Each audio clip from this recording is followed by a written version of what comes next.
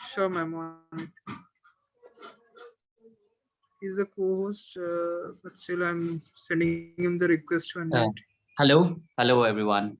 I was unable to unmute. Am I audible? Yes, sir, Yes. you're audible. Yeah. Okay. Thank you. Thank you once again, Shivani, for starting. I'll briefly just put on my video so that you could just see me, and I'll switch it off because of the bandwidth thing. So once again, welcoming all humanitarian organizations and actors to this meeting. And on this flood preparedness meeting, which is largely going to discuss on the global and local practices and way forward. So, and focusing on flood preparedness. So just we'll start off. So here, just to set the context of the floods, we know that, the way India's geographical terrain is prone to floods, because we know that over the landmass that is there in terms of being impacted by floods is almost 40 million hectares of land, which roughly accumulates to 12% of India's landmass. And these entire population in the area that is prone to floods, we know that the way flood has been seen in the early context, like riverine floods and river erosions that we would see. But now we know that the newer paradigm shift that we have seen, a huge context of urban flooding as it keeps happening. So we know that apart from the natural factors, whether be it incessant and heavy rainfall, or there are also man-made factors that contribute to the flood in the country. So which actually leads to cause losses of whether it be human lives, the livestock, the major damages to the infrastructure, the irrigation, the roads, public amenities. And also we see a huge amount of losses in terms of the households' durable assets, motorable vehicles. And also we see that a lot of houses that are left uninhabitable. So these context is there while we see in terms of flooding. But also, if we see on the larger perspective, a UN ISDR report of 1998 to 2017, a 2-decade report, we see that the economic losses due to natural disasters is around $79.5 billion US for India, and which also, if in terms of losses to the country, we see that India is ranked 4th, only after USA, China, and Japan. So being a developing country, we know that how big a loss and a setback it is, and also while it actually turns and renews the cycle of poverty. So once again, if we see the aspects of from the report itself, we know that this losses of natural disasters, flood plays a huge role, and the losses due to floods are huge. Even as a report was presented in 2018 in Rajya Sabha, there was almost where the deaths reported was around 2,000, but whereas the losses due to floods was reported was around 1 lakh crore, which shows the amount of losses that we keep incurring because of it. Now, just to go around talking about what are the factors that are contributing to this increase of floods within the country. So as I initially mentioned, we could actually categorize it to natural causes as well as the man-made causes. When we turn to natural causes, we can talk about various aspects, be it the skewed rainfall pattern, the climate change conditions, the transnational rivers, and also not to forget earthquakes. So just to deliberate on each one of them, if you talk about the skewed rainfall pattern, we know that major of the precipitation, that is around 80%, it always happens in the monsoon months, which is mostly in between June to September, apart from others also. So during this times, we know that the rivers are usually carrying heavy sediment load from the various river catchments. And the huge skewed rainfall pattern, and the recent times we have seen that the intensity and the modality, the next aspect talking about the climate change, we have seen that earlier rainfall pattern, the way it was, whether it was the intensity, the duration, or the frequency. We have seen that the way it has increased in the yesteryears, and we know that because of this climatic change conditions, there's going to be an increase in such pattern in the near future, which we have witnessed, where we have witnessed a lot of flash flooding conditions, where we see that heavy rainfall, heavy intensity within a short period of time. So that actually, apart from this huge rainfall pattern, we can see the climatic change conditions playing a big role in this aspect. Also, if we see that when these rainfall pattern is there, apart from that, we also see that there's an inadequate carrying capacities of the rivers, with be it the drainage of it. When we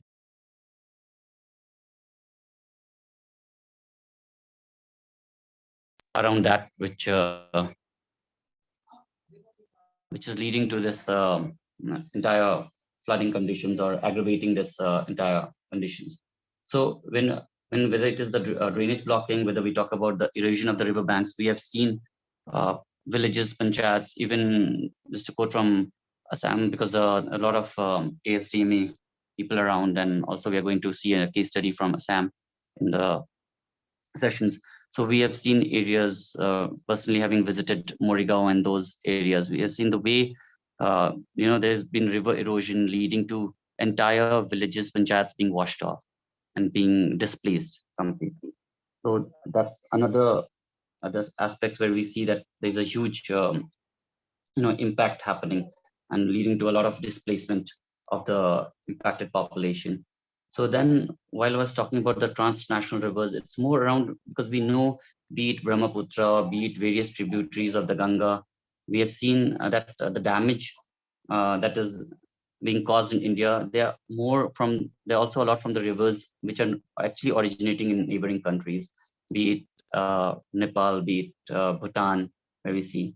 And this adds to another complex dimension to the problem in terms of managing floods within the country. And this actually is largely because we see there's a change in topography, where we see from high mountain to plain areas. And this also is one of the reasons for flooding, especially in the northern India, where we talk about. Lastly, in this, in talking about earthquakes, I would say that if most of you would be aware that according to the Earthquake Disaster Risk Index that is prepared by the National Disaster Management Authority, it shows that almost more than half of the country is prone to, earthquakes that is of medium to high intensity earthquakes that could happen. And because of this, many of the rivers that lie in the earthquake prone areas, and the course, and leading to the course not being stable, and also leads to high amounts of flooding. So this was more around the natural causes that was being talked about. Just to come about to the human causes, I would say it's firstly to start with whether it's the unplanned development, the urban flooding, also the neglect that we are usually doing to the pre-disaster planning that we talk about. So coming one by one to it, like urban planned, unplanned development when we talk about. So we know that there's the way development is happening, the way we are seeing satellite towns, mega cities being built, and the encroachment, especially on the river plains, the flood plains that have actually seen high amount of flooding, waterlogging conditions. That's why the failure of the control structures, the reservoir operations, the way it is planned, and also the drainage infrastructure being poor. So these entire things actually induce and cause floods and heavy flooding in the region.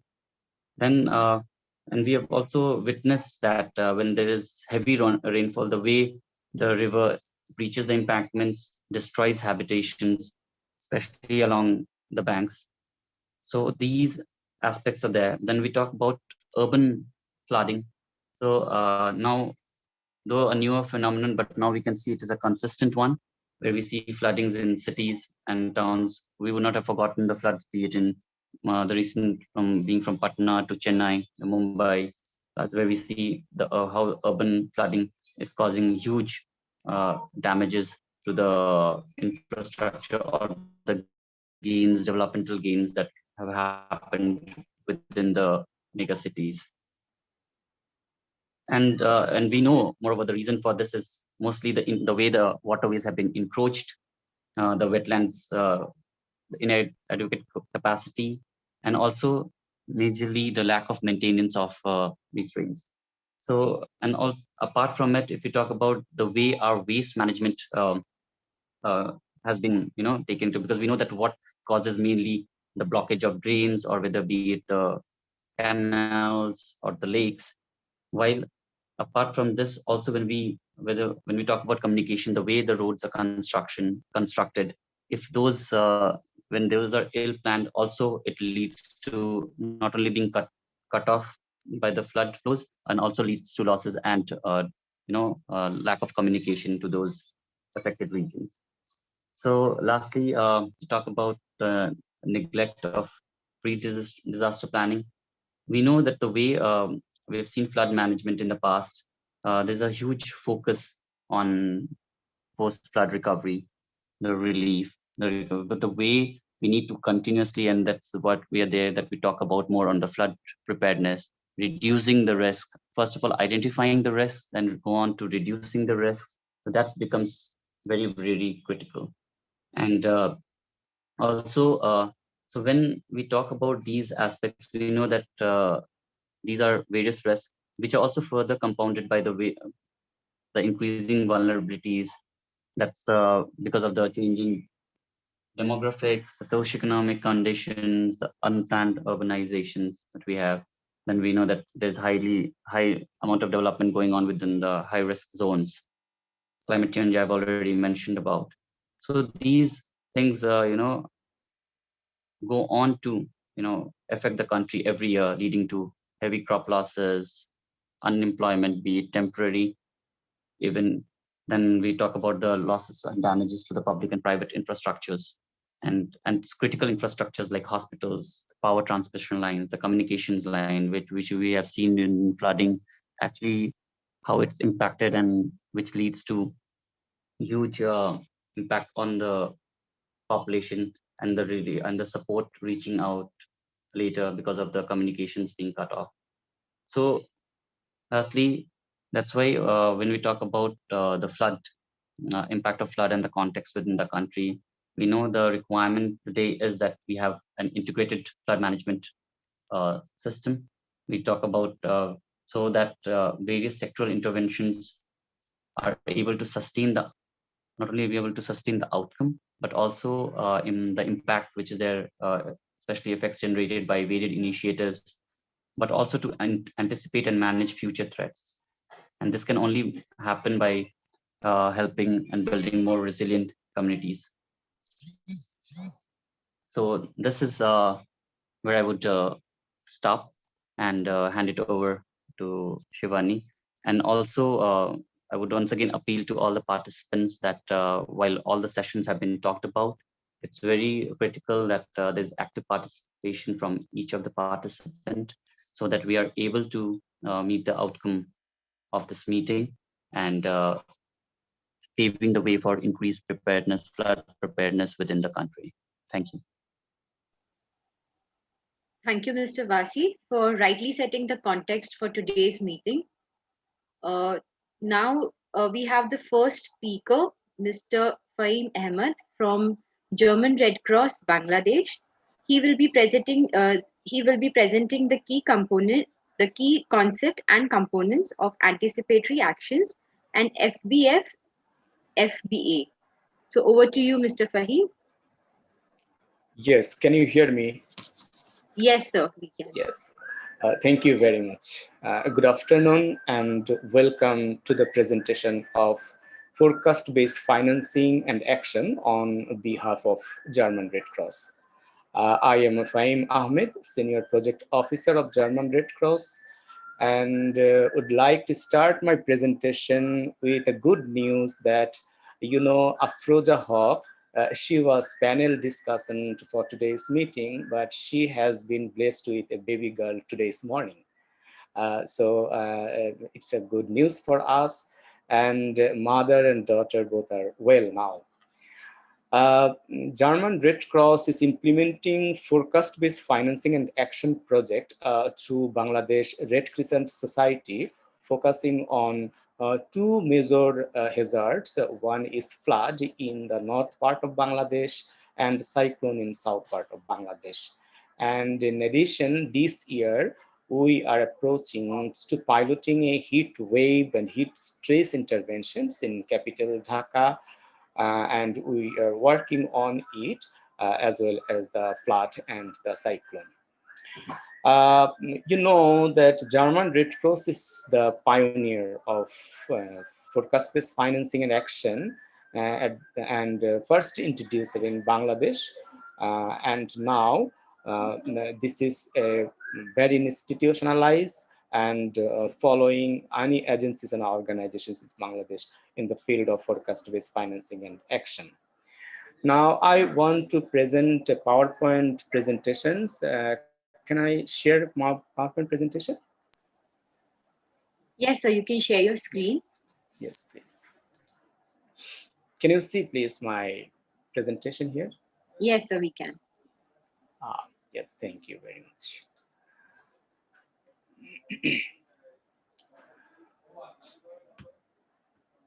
Just I want to start the impact of flood. Last year we had a very severe experience on the flood, and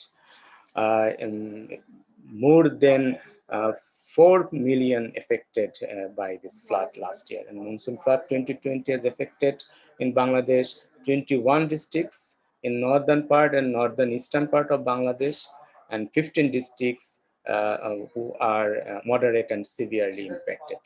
In 2020, Bangladesh experienced actually 5 times flood, and about the mentioned number of people, 4 million people are affected in the last year. So the flood has damaged and community and the household infrastructure severely. Many flood protection infrastructure such as embankments and the dikes damaged in the flood affected districts, and also livelihood, income generating activities and functions of local market have been severely affected in the most of the flood affected area in the Bangladesh. So these are the affected scenario in this slide. And now we can approach the anticipatory action, that why we are thinking about the anticipatory actions in under this project, under this program, because of it's a recognized that it's a faster and the cheaper. Cheaper means it has a very good equation that if you spend the $1 before the disaster on during the disaster, then you can save the $7. It's a equations of the FBF concepts, and definitely it's a more dignified program. Bangladesh has this experience, and we have also experienced on this, and it's reducing the loss and suffering the people, and definitely increases the impact of the vulnerable available of the fundings in this sector. And now the forecast-based financing, actually we call this program, and also it's forecast-based action. The component of the forecast-based financing mechanisms function that in this process, we have to set a trigger point by following the government announced danger level in the flood hazard. Flood Forecasting and Warning Center, it is a Bangladeshi government entity under the Bangladesh Water Development Board, who provided the water level and danger level in the flood season. But in forecast-based financing or action program, we consider it to be a trigger point to more than 0.85 meter to water flow above the government declared danger level. So government considered only agriculture danger level, but FBF considers the other household and other infrastructure and human suffering level in these sections. And regarding the cyclone, our project is following the signal level announced by Bangladesh Meteorological Department also. But regarding the intervention, forecast-based financing and action project has vulnerability analysis process that select the endangered area and the community by this analysis process. Action are also selected according to the nature of the disaster, which included evacuation support, provision of food and drinking water, first aid support, cash money support, etc. Actually, there are two protocol we called it early action protocol, approved by the International Federation of Red Cross and Red Crescent for the proper implementation of this work. And all forecast-based actions is guided by the EAP, just one kind of standard operating procedure. This one, and this is the separate document for the flood hazard and cyclone hazard also. So impact-based forecasting is a very important issue, and it has a trigger model for FBF project. We can say that FBF project. I would like to mention that here the forecast is not only the base taken by the authorities. Authorities means Bangladesh Water Development Board and Flood Forecasting and Warning Center and Bangladesh Meteorological Department also. Here is an analysis of impact on the overall interventing area also. And the program try to find out the vulnerability index by analyzing 4 criteria. Those are dependents people by age segregating, and also we are following the poverty level by following our national census, and also showing the household structure. There are many criteria of the household structure and the average flood of Bangladesh in the last 5 to 10 years or 15 years history. So these are the impact-based considering the overall forecast. And from analysis of activation, actually, I mentioned earlier, this risk assessment is a process. First of all, receive the forecast from the concerned authorities, and then our projects and mechanisms to analyze the total risk, how the community are feeling the risk, and identify the forecast, and then definitions of the impact level we defined. Actually, we defined that what is the impact level by considering the vulnerability. And then selecting the early action. Early actions means, I already mentioned that we have a number of early action. We have taken evacuations and many kinds of support, food and other support. Even in the flood, we respond the cash, provide the cash money also to the vulnerable community. And total procedures is go through the early action protocol, which are the guideline for the intervention. And in the flood, we have 2 models. First of all, we pre-activate the trigger, which calculate from the international forecasting agencies like the GLOFAS, who provide the 10 days lead time. And then we can pre-activate our trigger and going to the intervent area and selecting the beneficiaries and the other intervention issues. And then activation trigger, it was actually provided by the Flood Forecasting Warning Center at the Bangladesh entities of Water Development Board, and it 5 days lead time. And then we also calculate total danger level plus 0.85 meters water level, which are affected by the household and the others sufferings of the people. So then we can activate the trigger and implement the interventions. And DREF, Disaster Relief Fund, which is a responding fund, and Bangladesh Red Crescent Society implements the forecast-based financing and action program under the DREF projects last year. And this is the diagram that we are showing, that it has some preparedness work, and when the forecast is triggered, then we are acting the early action and providing the support to the communities.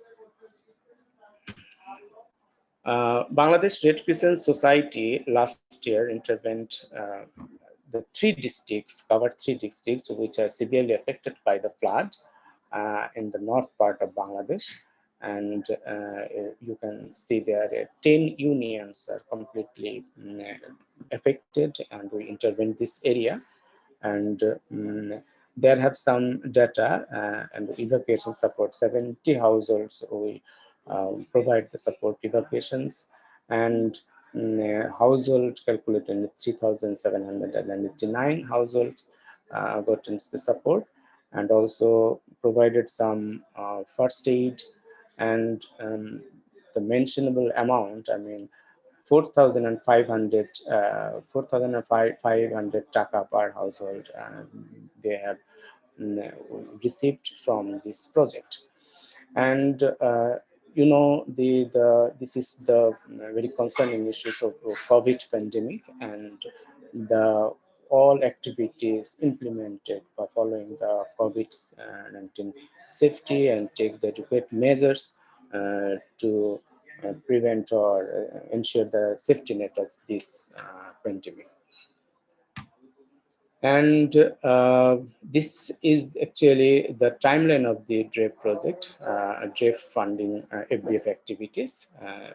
Our last year, 2020, 25th June, pre-activations is 25th June, and we activate the FBF by the DREF fund in 28th June. And here is some indicators here. And also Bangladesh Red Crescent Society response works under the SARF fund after the 12 to 14 July, and provide 6,000 families the relief and other assistance under this fund. And not only Bangladesh Red Crescent Society, the World Food Program, Food Agriculture Organization, and UNFPA also provided the support under the forecast-based action. And here is some data. We can see that WFP also provided 6,500 household family in June and July also here. And FAO also provides some animal feeds and some flood-proof storage to the number of households here. UNFPA also provided some dignity kits to the flood-affected people, and their number was in 15,000 vulnerable women and girls in the affected area. So Bangladesh Red Crescent Society and other agencies are also working, and the next presenter from Care Bangladesh also will provide some information about the FBF hopefully. And from 2015, the forecast-based financing is actually implementing in Bangladesh through Bangladesh Red Crescent Society. And we have gotten an early action protocol in 2016, and it's approved by the IFRC. And 2017, it has a phase 2, we call this the project's phase 2, launching by the BDRCS, I mean Bangladesh Red Crescent Society. And 2018, we have got the flood early action protocol, and already they implement some activities in north part of Bangladesh flood affected districts. In 2019, we have a great achievement that forecast-based financing action concepts is included in Bangladesh government documents. It's called Standing Order on Disaster, SOD, and these concepts insert in this document, and but now it is the government recognized program of Bangladesh.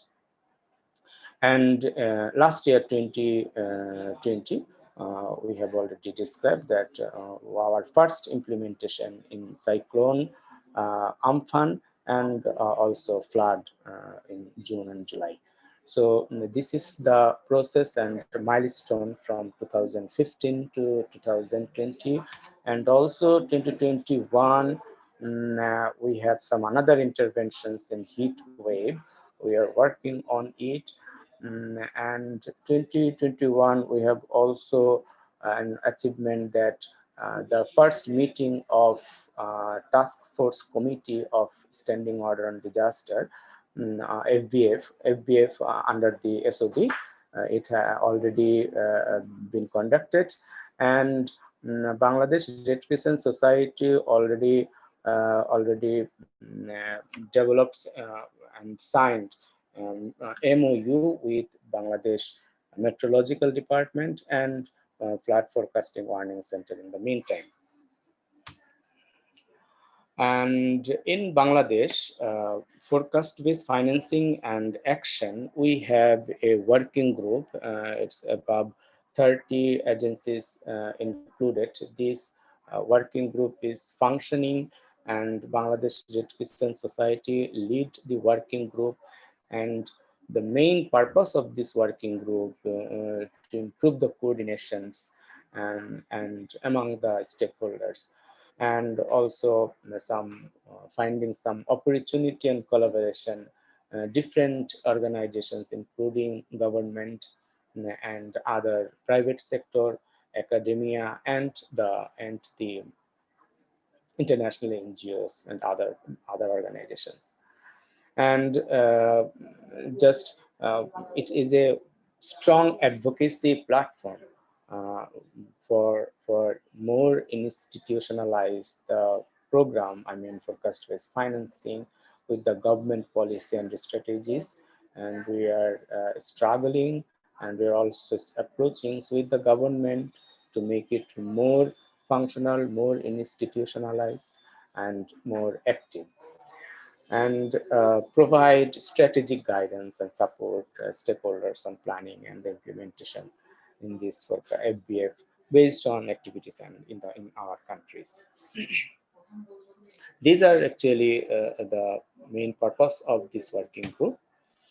And Bangladesh Red Crescent Society, as pioneer of this function, the organization working with many stakeholders, including Bangladesh government part, Bangladesh Ministry of Disaster Management and Relief, Department of Disaster Management, and Bangladesh Meteorological Department under the Ministry of Defense, and Flood Forecasting Warning Center under the Bangladesh Bangladesh Water Development Board, and Cyclone Preparedness Program, CPP, is another important stakeholders on behalf of government. And all FBF or FBA functions in collaboration with those government stakeholders.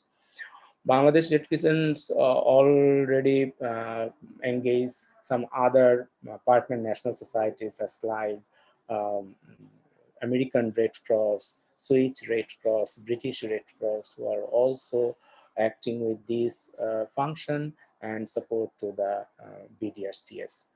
And also UN stakeholders, even OCHA, World Food Program, has a very big intervention under this program, and Food and Agriculture Organization, UNFPA, also they are engage with these activities.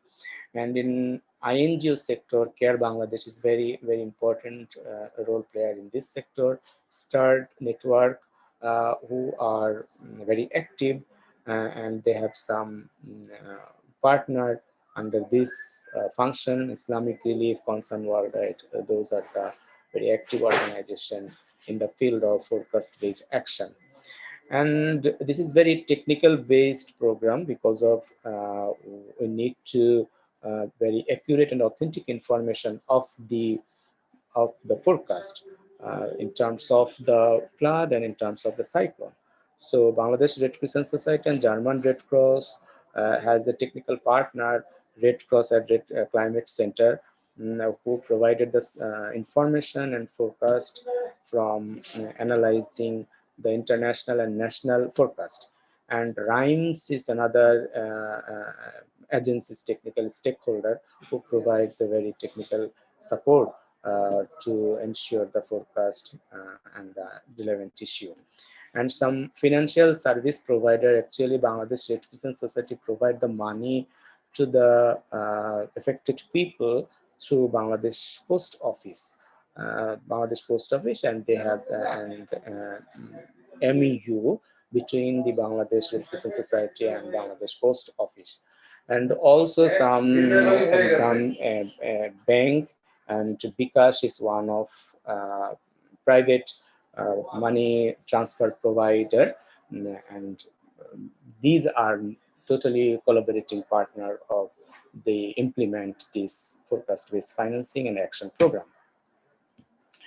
Last year, I already mentioned that Bangladesh Red Crescent Society provided cash service under this project, and we have a good collaboration with Cash Working Group.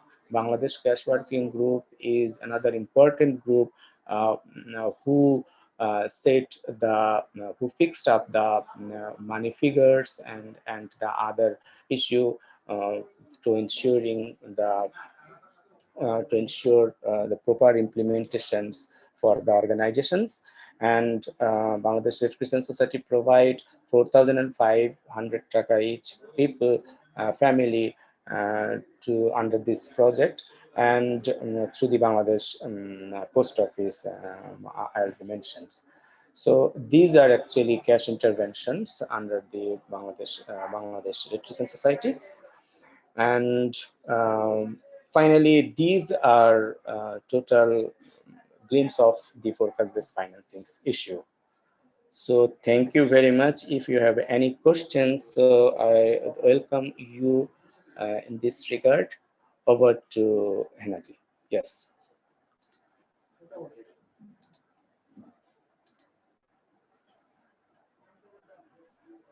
Thank you, Mr. Fai, for such a wonderful presentation.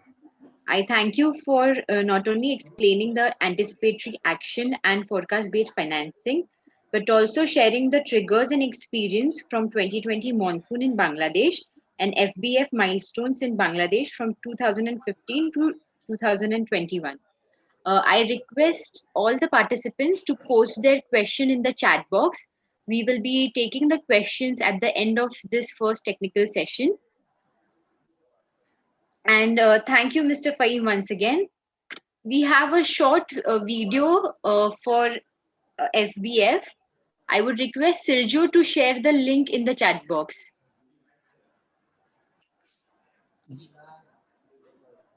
Yes, sure. Now I want to hand over our next presenter, Sumaya Apa from Care Bangladesh, who will present the rest of this information on behalf of Care Bangladesh. Yes. Over to Yeah, you. Thank you, Mr. Fahim, for that.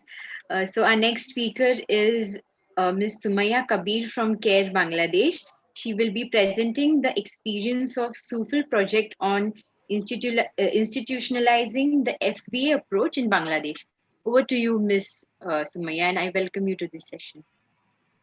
Thank you so much, Shivanji, and thank you for inviting me to share our experiences in Bangladesh. I'm just going to share my screen. And I hope you can see the presentation, right? Yes, ma'am. Oh, perfect. So my name is Sumaya. I work for CARE. Actually, I'm a consortium coordinator, so I work for a few other organizations as well. The Shufal Consortium, which is supporting forecast-based action and learning in Bangladesh. We're working with Islamic Relief, Concern Worldwide, our technical partner RINES, and we're funded by ECHO. So my presentation focuses a little bit on the institutionalization of the FBA approach, forecast-based action approach. We are working mainly around forecast-based action approach for floods, for monsoon floods. And this is a little map of this larger basin. So these are the three main areas which we're working in the northern part of Bangladesh. And this is where the water comes in from the Brahmaputra River, or it turns into the Jamuna River for us here. What we found is that there's not a lot of step-by-step preparatory actions or early actions which take place for floods in Bangladesh. I'm not saying that there isn't any, because loosely there's a lot of work that is done by government, by different stakeholders, but that proper step-by-step approach seems to be missing. Each of the organizations under this consortium, we have good presence in these areas. So we have a good understanding of the populations living in those areas. We have a good understanding of the institutional aspects around disaster management. So we feel that applying the FBA approach to floods can actually reduce a lot of the impacts in the longer run. Now, FBA basically includes or brings together a lot of different actors. First of all, there's the forecasters. For floods, we work with the Flood Forecast and Warning Center, which is the responsible agency in Bangladesh. They have the mandate of giving flood forecasts and dissemination of early warning to the government administrative levels. There is the Department of Disaster Management, which is responsible for disaster management actions in the country. We have also the local government institutes, as well as the disaster management committees. So the disaster management committees, or DMCs, are comprised of different representatives of different government agencies, different sectoral departments at every level. So they're primarily sitting at the district level, Upazila, and union level, which is the lowest administrative level. And the union level is what is connecting us to the communities. Early warning or forecast, basically, what we found at the start of our project, it glows really well from the national level down to the Upazila level, and even the union level in many areas. But somehow there is a break in that wider dissemination to the communities. It's primarily in these flood affected regions. And we find that it has a lot to do with the locations that the communities are living in. They're in very remote Jars. Jar is a riverine island. They're living outside of embankments. So actually that dissemination is quite challenging, and especially when it's the monsoon season, the water levels are higher. So it's really hard to get the messages out to everybody. So people are not always informed, or they don't have access to localized information, to timely information for them to be able to take early actions. So we work primarily with all of these stakeholders. So forecast-based action, you've heard about the different components from my colleague's presentation. One important part is the generation or the availability of forecast information. This is information which allows you to decide when you will take the action. It's not necessarily that you take action whenever there's a flood. There are certain parameters we look for. And the forecasting system in Bangladesh is point-based. So we have different gauges which are scattered around. You can see from this map. This is from our Flood Forecast Warning Center. These are all the different gauges. So we have what the water level is, basically what the trends are at each of these gauge points. So a lot of the times, a community which is living further away from a gauge will not really have information which is specific to their locations. So for us, we find that it's very important to ensure that community has localized information. So we do this in two ways. First of all, to support the FFWC in ensuring that there is sufficient forecasting gauges. We've actually supported FFWC in installing 2 new gauges in our locations, by which we will now have a lot more localized and a lot more real-time information available. And for locations where there isn't gauges, or which is where it's not possible for us to install them, we extrapolate the information so we have information which are relevant to specific locations. Another important part of forecasting is to have the inundation information. So we know exactly which areas are low-lying, which areas are more vulnerable. So these are certain maps which we supported FWC in developing. Another very important part is information on the vulnerability of the communities. A lot of the information which we relied on is already available in the Bangladesh Statistical Survey. So these are existing information. We are not developing new information. But what we did do is take this existing information and make it more granular. So we went out to different places to make sure that this information was up to date. And the information was more specific to certain administrative levels. So the map over here, it actually paints a clear picture of where the most high-risk locations are. This is vulnerability information based on socioeconomic and demographic data, and data which is relevant to flood vulnerability. So we're looking at the numbers of populations below poverty level. We're looking at the numbers of villages which have access to sanitation. We're looking at numbers of villages with large numbers of kacha ghar, which we say is houses which are not very strong. These are weak housing structures. So we know that these are the ones that are likely to be washed away first. So all of this was done through discussions at the community level. Then comes the development of our early action matrix. I will explain what the early action matrix is. It is a matrix which has the different trigger points.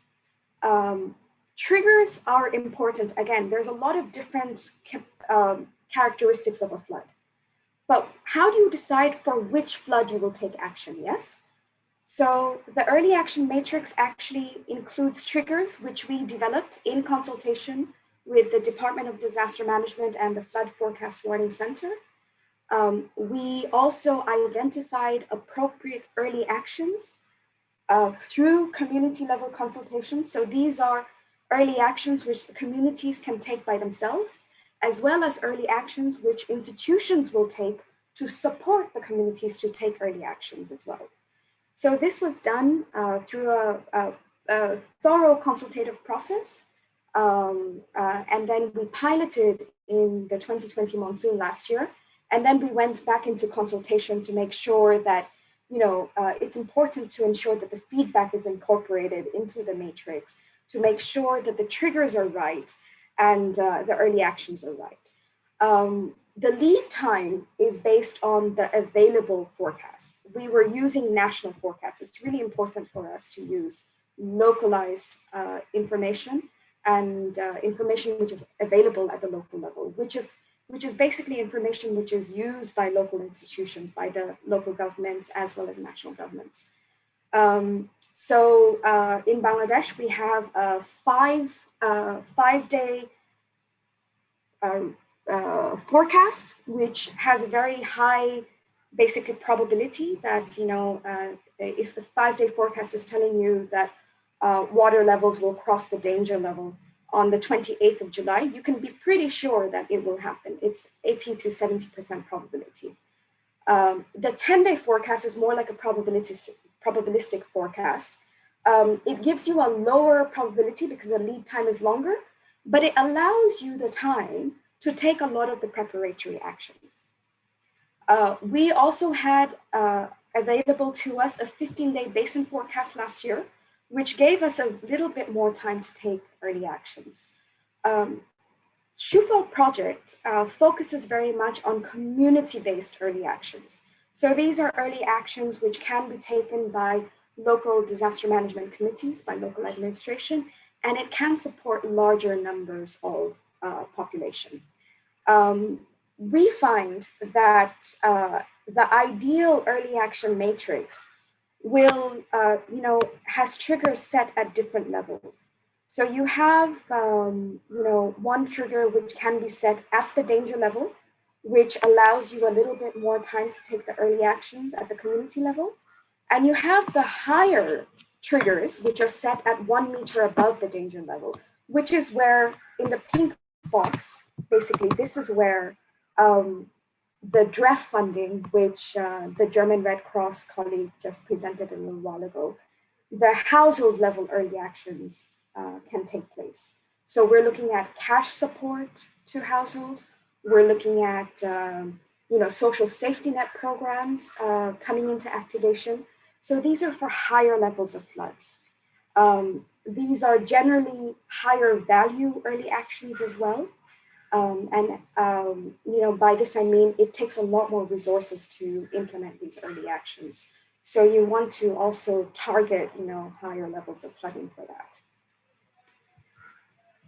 So triggers for community-based actions, I mentioned already. We focus around saving lives and assets. We work with a 15-day lead time. We also had the same 2 phases of triggers. We focus mainly at the danger level, so that allows us a little bit more time to take these early actions. And there's another preparatory trigger, which with a larger lead time, which allows us the space to prepare, basically. What do I mean by community-based early actions? These are dissemination of forecasts, which I said is very important, forecast, early warning, and advisories. Advisories are important in the sense that they tell your community what to do. You know, are you going to be keeping your water safe? Are you storing water? Are you purifying water? This is targeted at communities which probably don't have that level of awareness or don't always remember that what they have to do. So these are the people which we essentially want to target. We provided evacuation support through boats to especially low-lying areas, areas which are likely to get inundated fast. We've also prepared flood shelters and evacuation points through, again, everything through the local disaster management committees and local administration. Flood shelters are really hard. They're very few in number in the northern areas. It's a lot of communities living in low-lying areas, and there's not a lot of strong structures which actually house people. So we've actually distributed a lot of temporary shelter materials to, you know, because a lot of the people are moving out of their houses, staying under, you know, open skies, living on embankments. So they actually needed the shelter materials. So these were kits, shelter kits of just bamboos and waterproof cloth, which will actually help protect them. All of this was very important for people to also protect their livestock. Livestock is a huge asset for our communities in the north. A cow is worth a lot to a very poor farmer. So the boats and also the temporary shelter materials, we set up a lot of cattle shades with these. In one of our locations, we actually found, because of these existing cattle shades, people were able to evacuate their animals in time. And last year, in one of our locations, one of the sub-districts where we worked in, they actually said the floods were a lot worse than it was in 2019, but they lost 0 cows.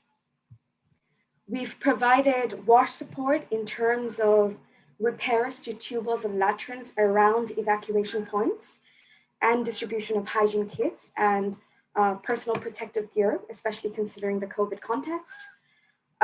Access is very important. There's a lot of low-lying embankments, low-lying walkways, which get inundated.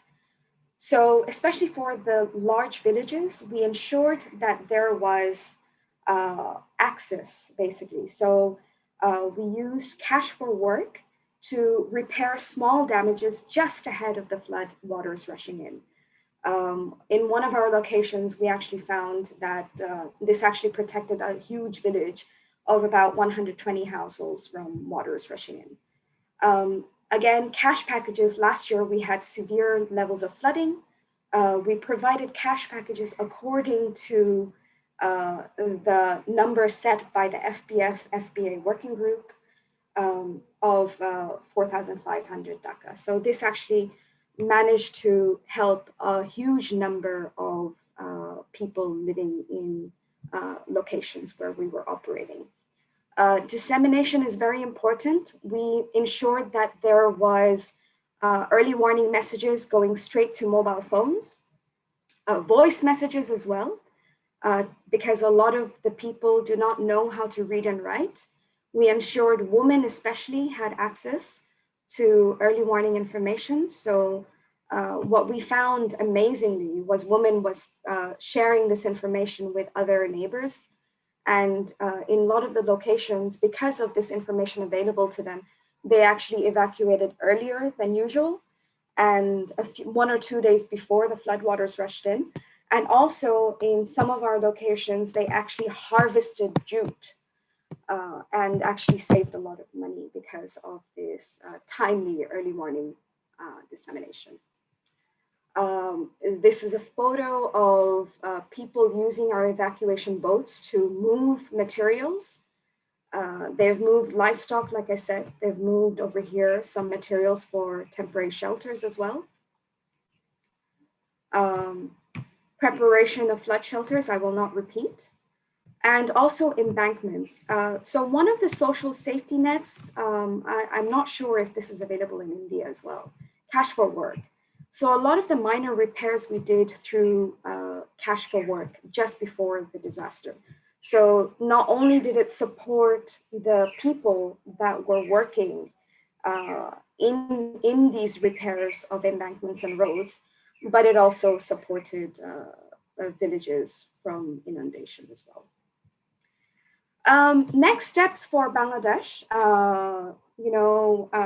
in 2019, forecast-based action was included in our standing orders on disasters. This is a guiding document at the national level, which is amazing. I'm very proud of Bangladesh for doing this. So actually, forecast-based action is an important area of work going forward. The challenges or the work that we have ahead of us is actually developing the triggers, the protocols, the early actions, as well as the financing mechanisms, which will allow the government to take these actions on ground. The National Task Force on Forecast-Based Financing and Forecast-Based Action is actually the body responsible for developing and approving these protocols and financing mechanisms. Fahim Bhai mentioned the working group on FBA, which is coordinated by the Bangladesh Red Crescent Society. CARE is a core part of this group. So we actually advocate with the government and support the government to develop protocols and financing mechanisms. We're looking at, engaging all different humanitarian actors working on this, as well as communities. It's very important to have community voices heard in this process. So we're looking at Also mapping different sources of financing available. This is financing within annual development budgets, within contingency budgets, within local government budgets, and even coming up potentially with an innovative financing mechanism. In Philippines, in some of their barangays, which is local governments, they actually have allocated a certain percentage of emergency budgets for early actions. So that is one way of approaching this. Another way will be to just develop a new innovative financing mechanism for early actions. Capacity building is very important. It is very important for people to understand how to do this. And of course, coordination and implementation is very important. What we see as obstacles and enablers, and this is lessons we've learned throughout the few years of working in Bangladesh, it's very important to have willingness of government to do this. As much as it is a top-down approach, as much as it is a bottom-up approach, it needs to be a top-down approach as well. The government needs to have policies in place which will allow you to take these actions.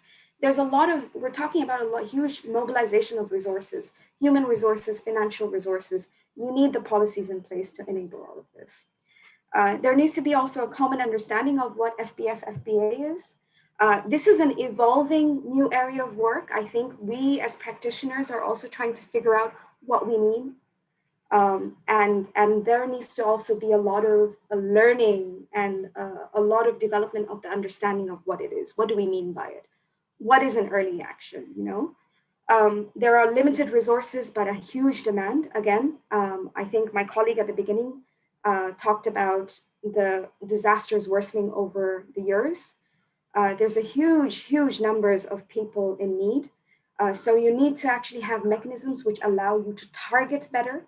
You can't help everybody, you need to help the right people. And then to stress very strongly, just because you are taking early actions does not necessarily mean that you don't need any more response efforts. It will lessen the need for response efforts, but it doesn't take it away. So in the long run, you need to have strengthened forecasting. You need longer lead times for you to be able to take these actions. We need real-time vulnerability, information on vulnerability, understanding of risks of the areas that we're working in. It's not necessarily that every early action will work for every community. It's not that. You need to tailor your early actions to meet the needs of your community, to meet the needs of their vulnerabilities, of their risks.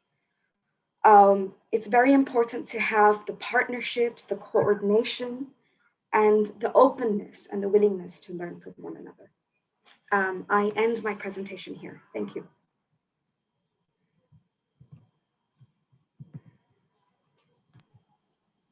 Thank you so much, Ms. Sumaya, for such a comprehensive session and for sharing the experience of Sufal project and way forward from Bangladesh. I again thank Mr. Fahim and Ms. Sumaya for bringing your expertise and experience around the table and engaging everyone in such a fruitful session. The experience that both of you have shared from Bangladesh will really help us to develop some action plans for flood preparedness in India. So thank you so much, ma'am.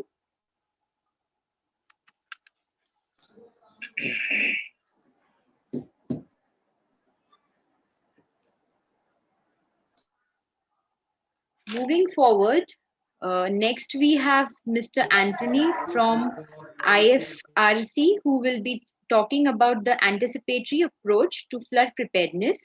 I welcome you, sir. Mr. Anthony.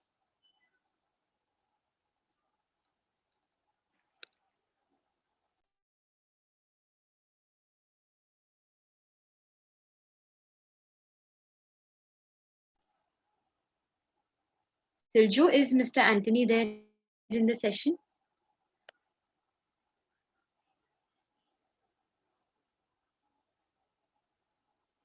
I don't think so. We'll have to shift to the next speaker. Yeah. Are we supposed to play the video as well?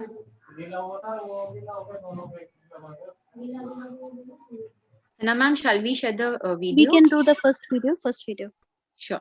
Thank you so much. So we have a short video on the forecast-based financing, which Siljo will be sharing with all of us.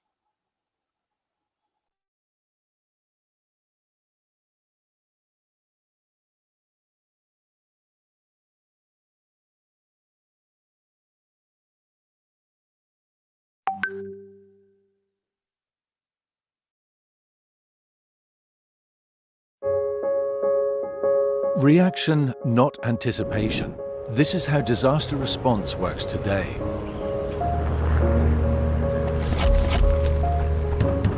Cyclones, extreme snowfalls, floods. Every year, disasters cause thousands of deaths and destroy livelihoods all over the world. Until now, people only received help after a disaster had already taken its toll. This is what we want to change with forecast-based financing. Using forecast models and satellite data, experts can predict the probability of extreme weather events with increasing accuracy. Forecast-based financing uses scientifically determined early warning indicators to decide when, where, and how resources are mobilized and funds are released, so that early actions can be taken to reduce harm. This approach links a network of scientists and our profound know-how in disaster response to reduce risks and enhance preparedness before a disaster occurs. For example, once a forecast reaches a high threshold of probability that a cyclone will hit the coast, resources are distributed automatically so that predefined early actions can be taken to protect the population. Emergency shelters will be set up, medical kits, food and clean water provided, and people evacuated.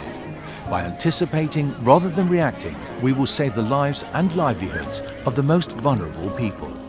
This mechanism for forecast-based action is integrated into our Disaster Relief Emergency Fund, short DREF, supported by governments, institutional and private donors. The Red Cross Red Crescent movement is the pioneer in disaster response worldwide. With forecast-based financing, we continue along this path, united in a mission of saving lives, promoting dignity, and leaving no one behind. To learn more, visit forecastbasedfinancing.org.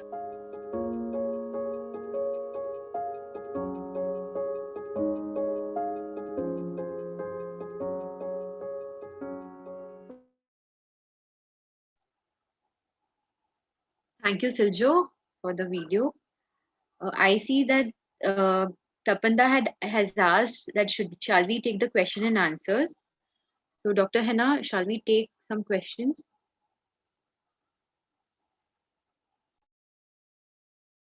Sorry, Shall we take some questions? not Tapanda really. has We'll asked- shift to the session from Mukta. Mukta is here, I think. Sure. Thank you, ma'am. So next we have Mr. Mukta. He will be sharing flood preparedness exercise and best practices in the context of Assam. So I welcome you, Mr. Mukta. Over to you.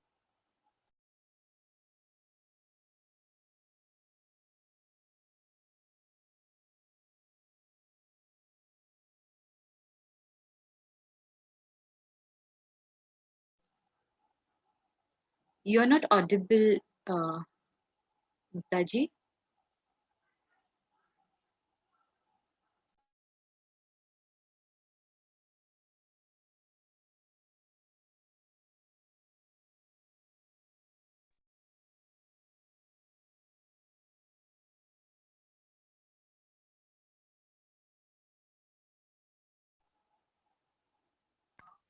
Can we have Mazumdar sir is also there? So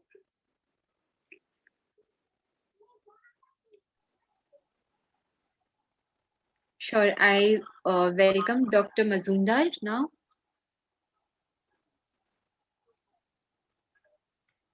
Dr. Mazumdar.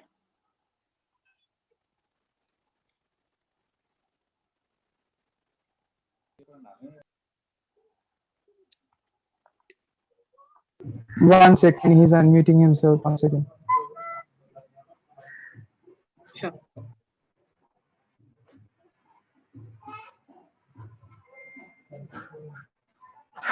Dr. Mazumdar, you will be getting a pop-up on your Yes, screen. yes, Yeah. yes. So it's now audible. So Muktaji will be like will initiate, and then I will join later from my system. Thank you. Sorry for the little hiccups we had with the systems. Hello, good afternoon, everyone. We'll quickly be going through about the practices that we follow in Assam. Hope you can hear us now. Yes, sir, we can hear you. Yes.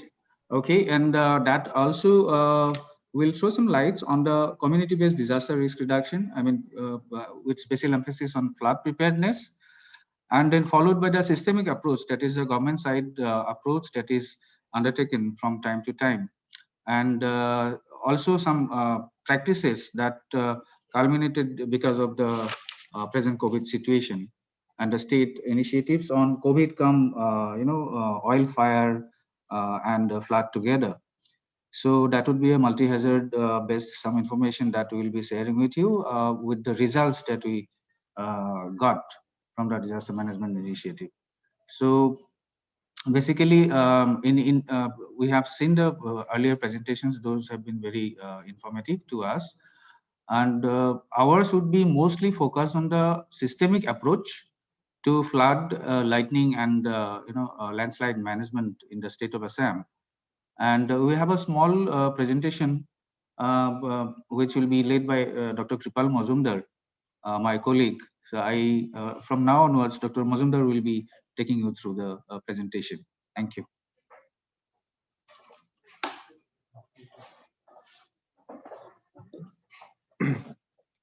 Thank you. Thank you very much for inviting us to this online webinar. So on behalf of Assam State Disaster Management Authority, I welcome everyone to this webinar. So my presentation would be specifically focused on specific reference to the flood management in Assam. What is the system that is in place, and how the entire source goes on during, because as you are aware, this part of India, we always, every year during monsoon period, we face flood, and this is a perennial phenomena for the state of Assam in India.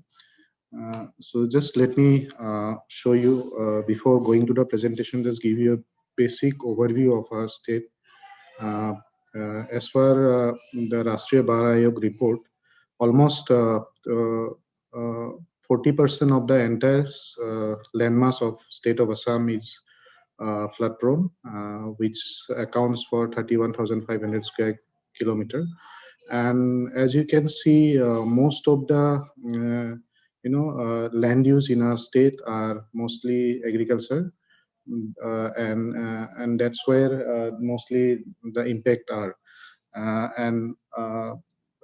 Since we face this every year, so it's again like a major challenge for us to deal with that. And we are being surrounded by hilly states like Arunachal Pradesh, Nagaland, Manipur, Mizoram, and also like our Bhutan nearby counterpart.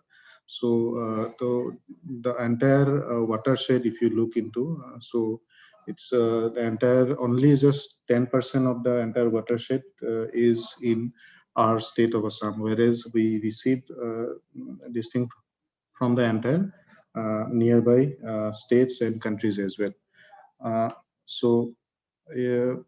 If you look at the vulnerability aspect of state of Assam, so it's obviously it's situated in one of the highest rainfall intensity zone, and the rainfall that we receive it varies from somewhere around 1700 millimeter in the plains to more than 6,000 millimeter in the hills.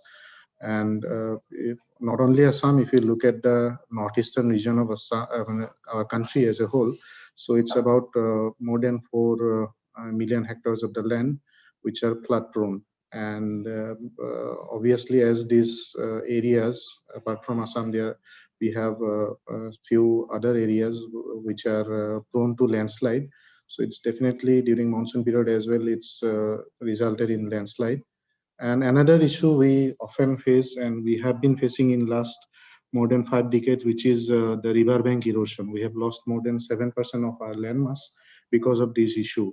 So basically, it's very peculiar and phenomenon to our region because of river Brahmaputra and its tributaries, the riverbank erosion.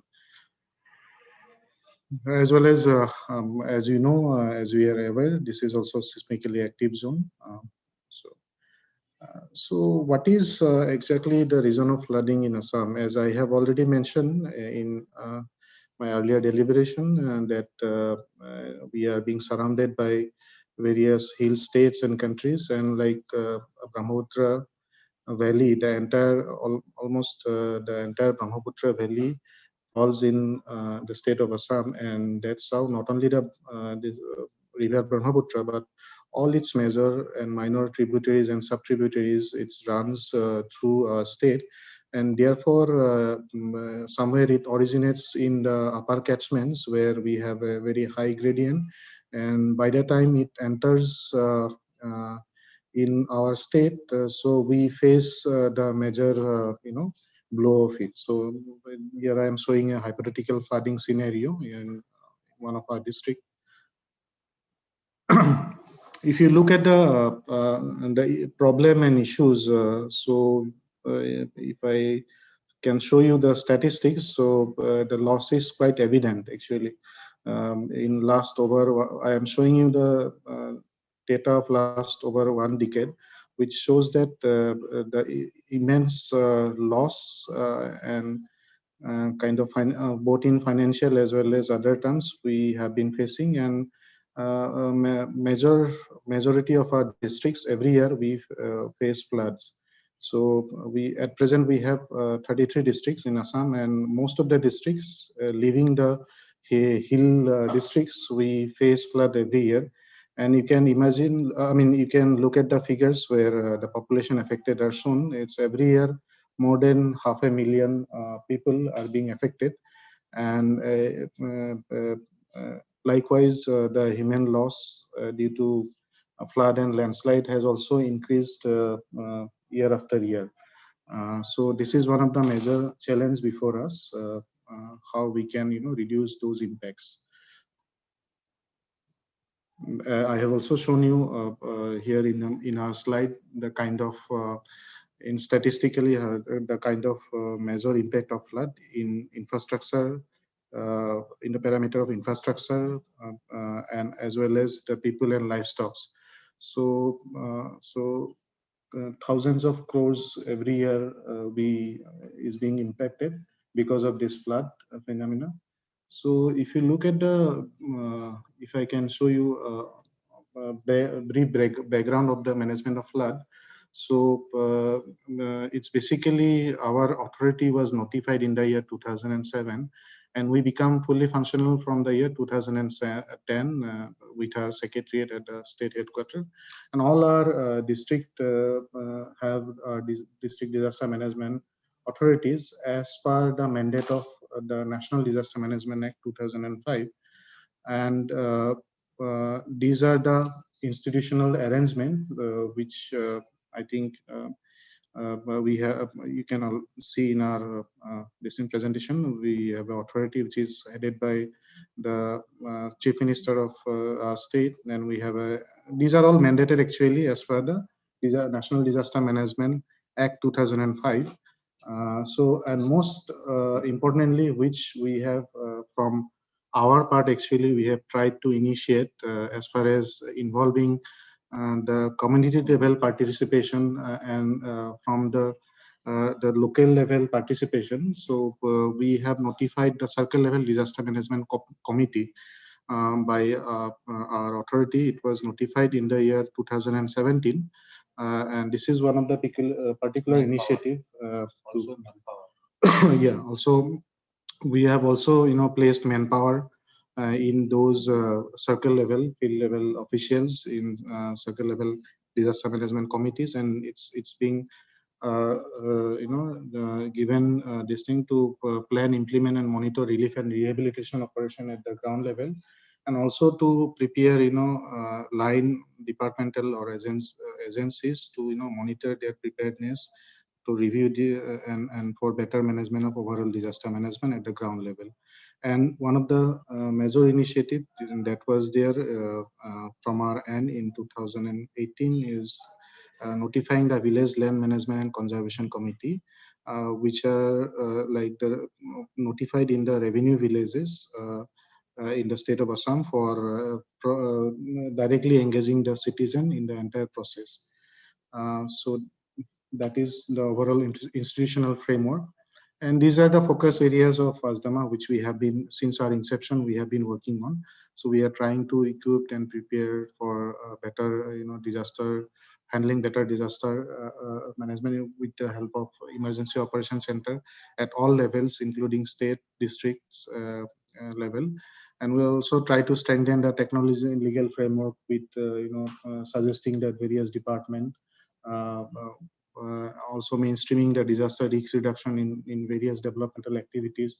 And most importantly, we have also taken up the disaster management plan for 16 major departments in the state. We have directly placed our manpower with them so that we can engage them directly with the disaster management activities. And then we also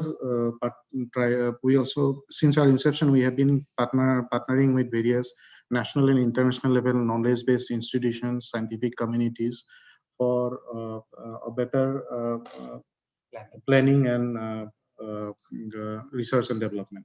So, if you look at this photograph, particular map, so you will see that almost every revenue circle of the state is either very high prone to flood, the red marks, which are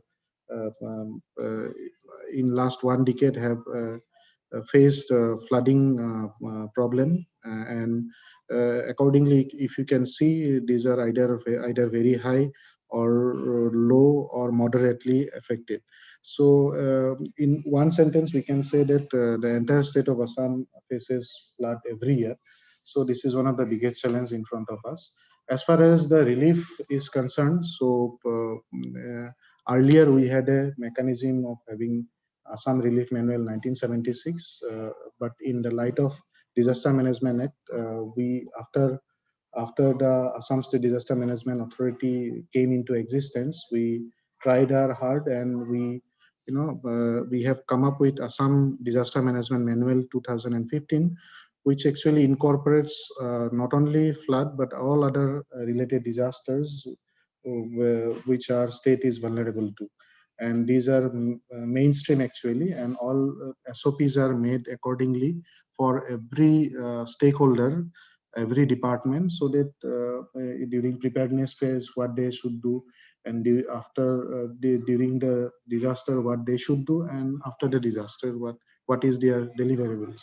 So these are very meticulously pointed out in our Assam Disaster Management Manual 2015. And after that, we also have notified the incident response system as our preferred response system for handling any kind of disaster in the state. This particular manual also replaced the earlier relief manual of 1976, which was quite old in a way. And we also have a flood early warning system in place. As I mentioned in my previous slide, that we also collaborate with the various national and local level scientific organization. So it is also one of the collaborative projects which we have initiated in 2011 and 10, just after our inception. So we have collaborated with Northeast Space Application Center. It's a part of ISRO for having flood early warning system for the entire state of Assam. We have initially started with one pilot district, then phase-wise we have, from 2015, we have the flood early warning system for the entire state of Assam in all districts. And yes, another thing is not mentioned here actually. Very recently, to cooperate, day before yesterday, we have celebrated our 10th Foundation Day. There we have also inaugurated River Atlas, which was and also the River Atlas portal for better management of and the decision support tool in the state of Assam, particularly departments like Water Resources Department. They are the major stakeholder, and along with other stakeholders like irrigation and other related departments, so that they can get the benefit out of it. As I mentioned, we have the State Emergency Operations Center, the control rooms, which are operational round the clock in our state, as well as in all the district headquarters. We also have a state and district disaster management plan, which are updated periodically. And also, as I mentioned, we have targeted 16 key departments, which are very important as far as the disaster management is concerned. Departments like Water Resources Department, departments like Animal Husbandry, departments like Agriculture Department. So these almost 16 key departments are being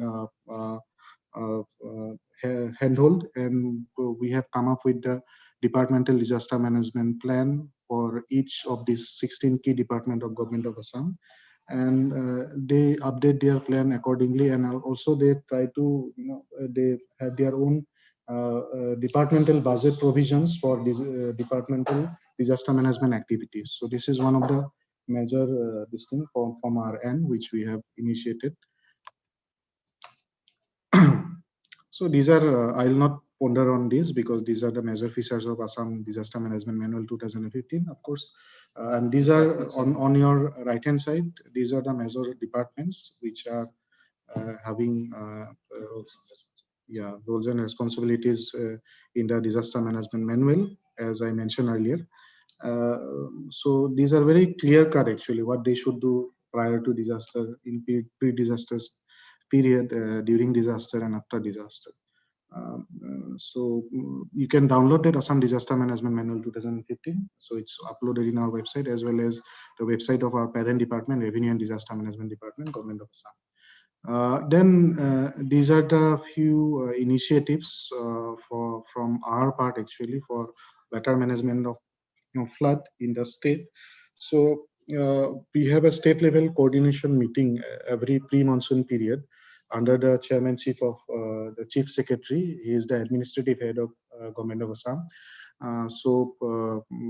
All the departments, all the responding agencies, including NDRF, National Disaster Response Force, State Disaster Response Force, they participate in that meeting. And prior to, we conducted during March and April month, and prior to the monsoon period, actually, we jot down all our activities to be performed, and we also pre-position accordingly. We also pre-position our response forces in various strategic locations of the state before the monsoon, and we also have local state disaster response forces with 3 companies.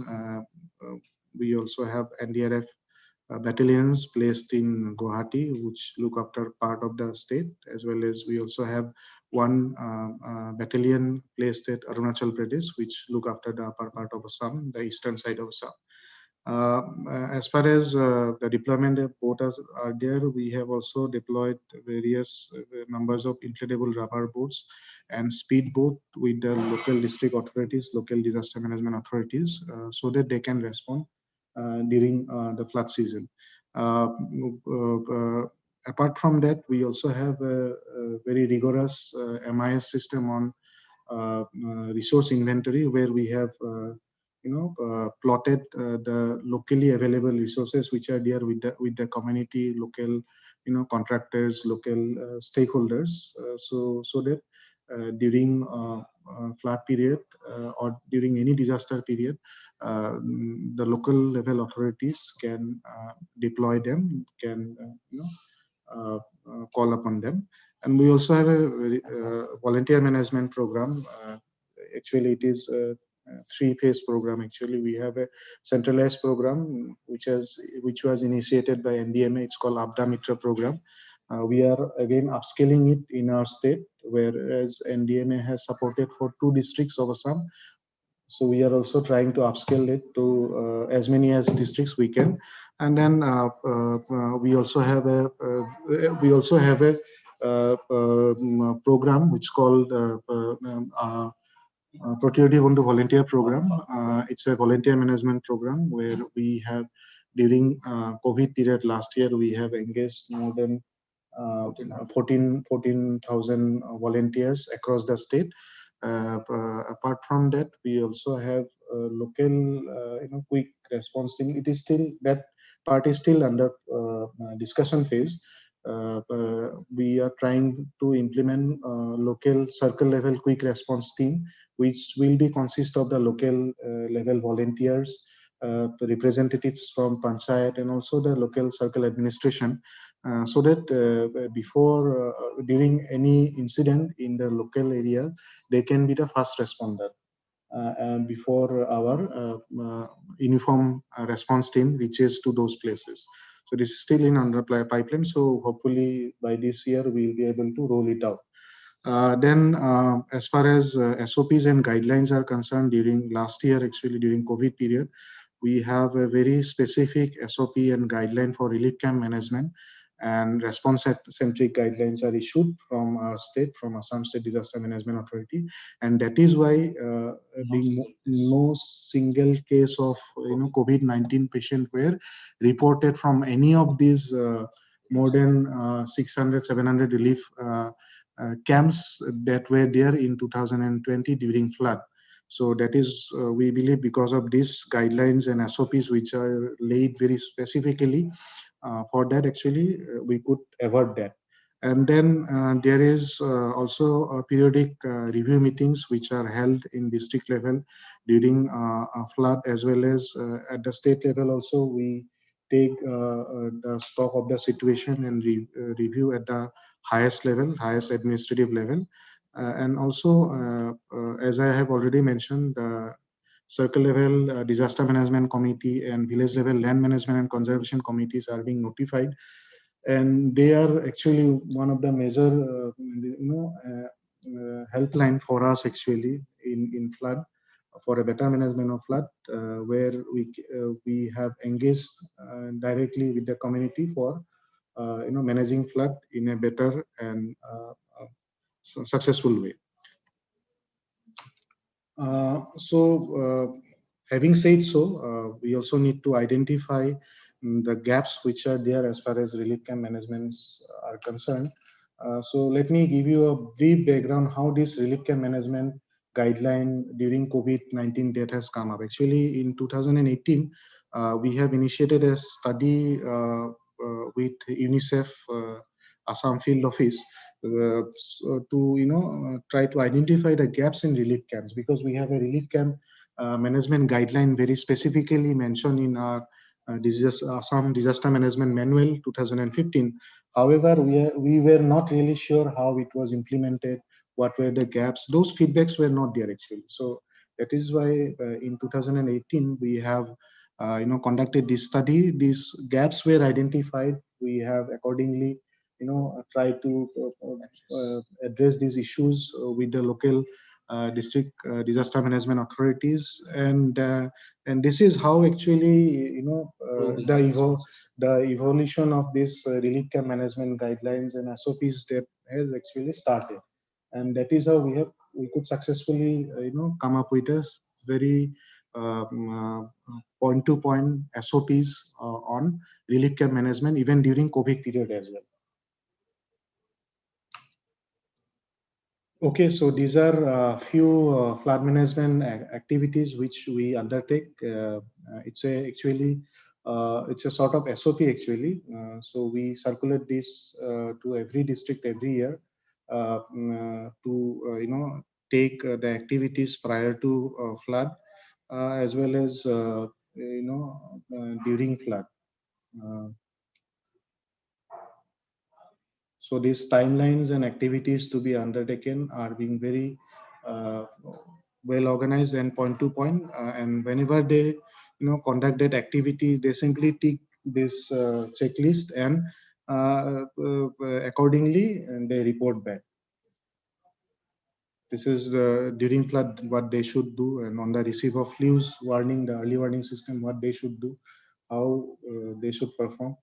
So all these are very meticulously jotted down in our checklist, and even for the post-flood scenario also, the flood damage assessment. It's basically they report in 24 hours format, which we make it public to every evening during flood period. However, proper damage assessment is always required for submission of the detailed report as well as for recovery plan. So that is why actually these post-flood activities are also being undertaken at the districts. So this is my last slide actually. These are the major challenges on our part actually. Still, I believe these are we believe these are one of the major challenges which we face every year, and this needs to be addressed. So few of these points we have partially able to address. However, still more need to be done on this part. The service delivery by various line departments, because Assam State Disaster Management Authority as an authority, we are only handful of people who are managing the entire scenario in the state of Assam. However, until and unless we get help from each and every department, every stakeholder of the state, local organizations, NGOs, community-based organizations, we could not, manage it the way we want it to be. So that is why actually this is very important. Although it was defined in our Assam Disaster Management Manual, however, we are trying to reach out to as many as department we could. And then also augmenting a better response capacity of the responders to minimize the response time during flood period actually. But although we have strategically placed our response forces, being it national level response force or state level response forces, however, they are not the first responders. So that is why actually because of these shortcomings, actually this idea of quick response team at the circle level came out, and that is how we are trying to mitigate that. Then transboundary data sharing is again another very major challenge for us actually, as far as the hydrological data are concerned. From the nearby countries, as you know, there are certain hostile countries are there which share a major chunk of our watershed. So getting the hydrological data in proper time is again challenging from those counterparts. Then risk address infrastructure is again another issue which we see as one of the major challenges, and we often seen that in our field actually. So these are not there. So slowly by engaging those departments, the developmental departments, we are trying to mitigate that. And then livelihood diversification, entry and risk transfer mechanism. This is one of the two major issues actually. We of course we are hoping our best that we could able to address that, because we have in the pipeline of having our disaster roadmap, DRR roadmap, disaster risk reduction roadmap in place. So this will be addressed very specifically in that particular initiative. And of course, citizen-centric response, we have been doing that, we'll be doing that, adopting and adaptive capacity building of the community and community-based flood early warning system. Because as you can see in our presentation, the flood early warning system, this is again very scientific, mathematical modelings based on the various data from the field. However, I mean, that is not again useful for the community directly. So how best we can translate those things to the community at a level, and how swiftly we can do that. That will again depend on our better response plan, how we can disseminate that to the community, and how we can come up with a more community-based flood early warning system. If not to village level, at least up to Gram Panchayat level. And slowly after Gram Panchayat level, maybe we can go up till village level. So these are the major challenges that we can see in our part actually. So we have been associated with a lot of other institutions, organizations, as I mentioned. We have been engaged with national level institutions, state level institutions, local, national, international knowledge-based organization partners. So for a better disaster management for our state. So with that note, actually, I'm concluding my session. I'll request my senior. Yeah, we can take the question. I'll just request my colleague, senior colleague, Muktaram Deka, just to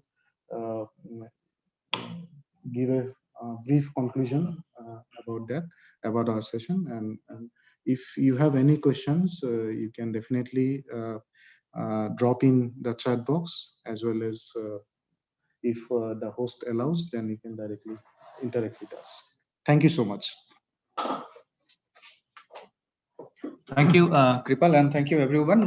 Without taking much time, I'd just like to highlight that what we have presented was mostly of a systemic approach as to how the administration, from the state level to district level to tehsil level, the things are revolving around when it comes to the question of managing floods or rather any disaster.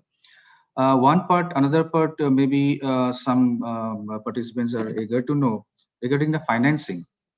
As you know, in India, the government of India has a mechanism for disaster, compensatory loss financing. And until this year, we always had the State Disaster Response Fund and National Disaster Response Fund.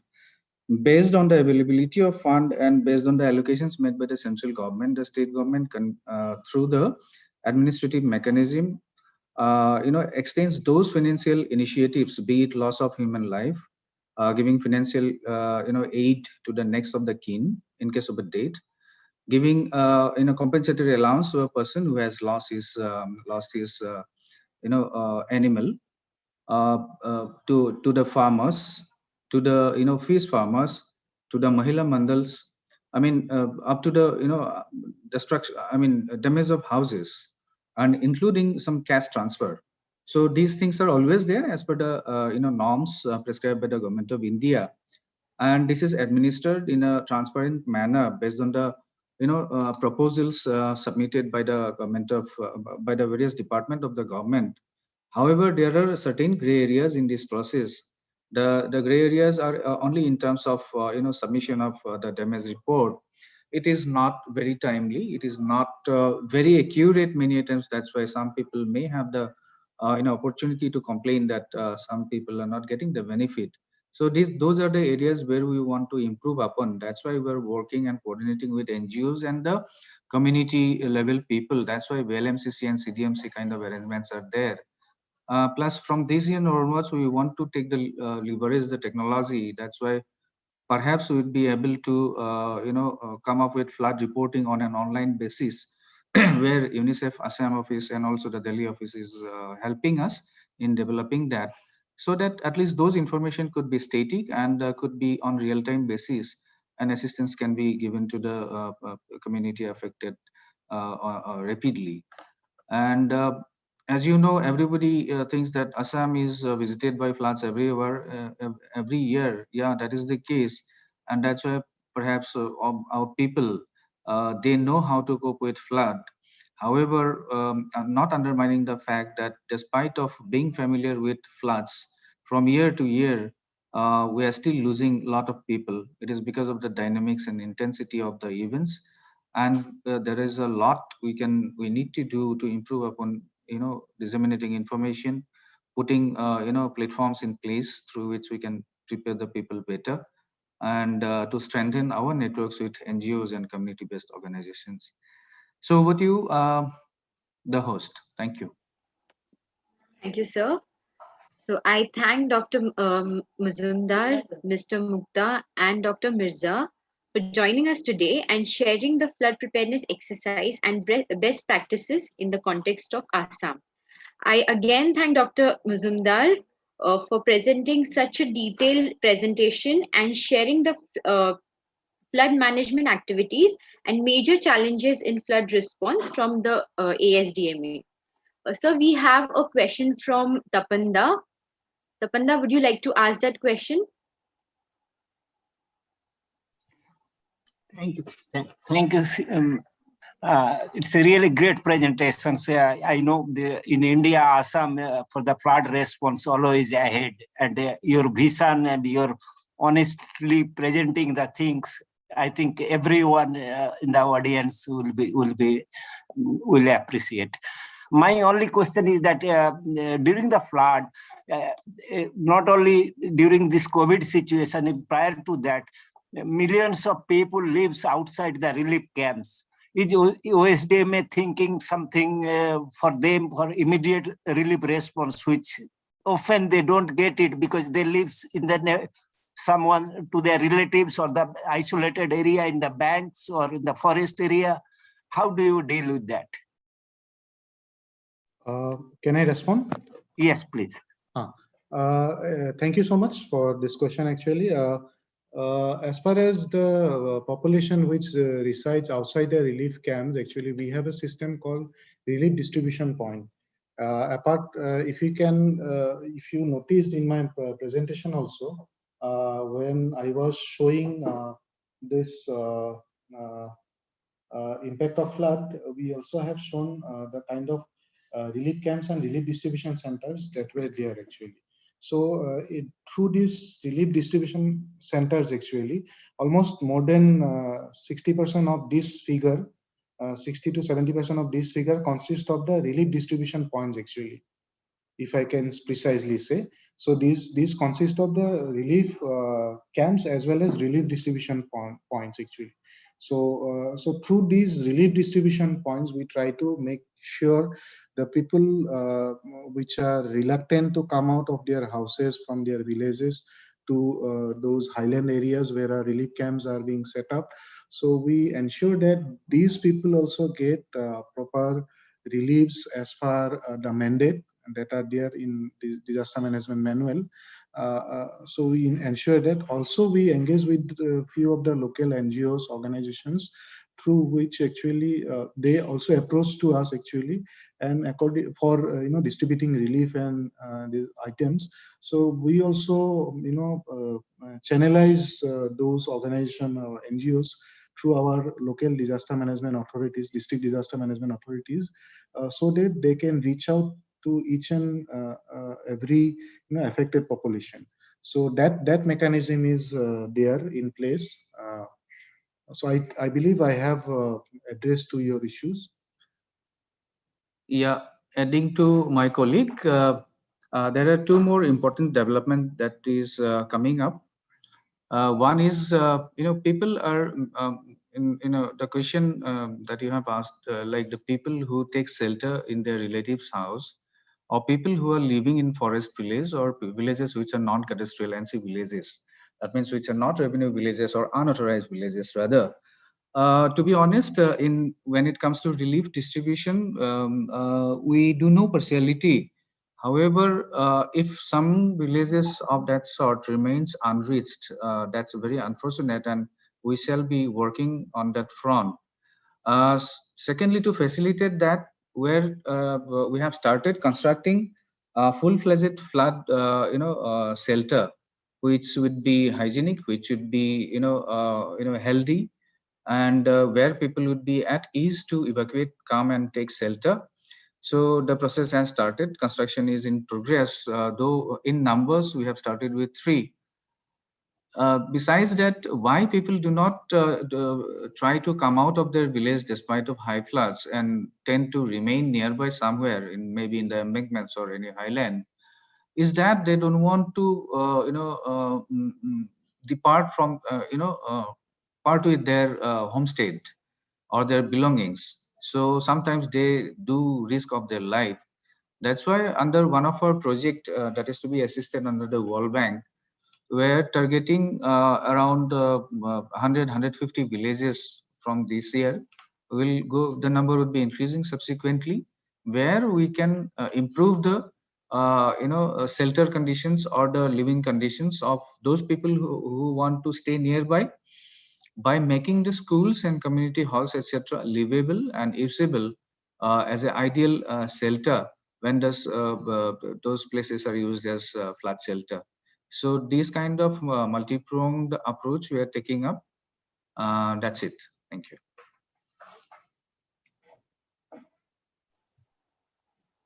Thank you, sir. I again thank the entire team of ASDMA for presenting and joining for this session. Thank you, sir. So while we move on to the next speaker, I would request if anybody has any questions, you all can type it in the chat box and we will try to take it next.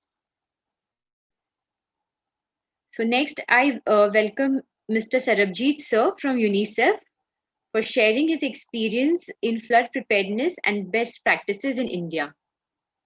So over to you, Sarabjit Sir, and I welcome you again.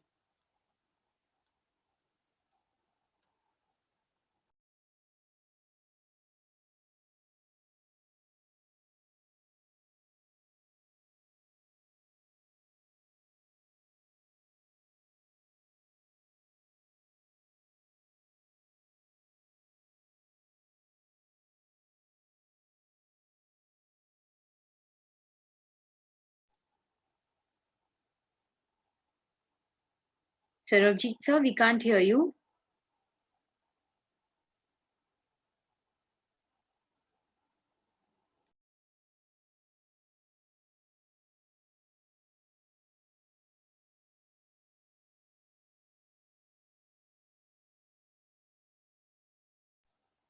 I request Siljo to check with Sarabjit Sir.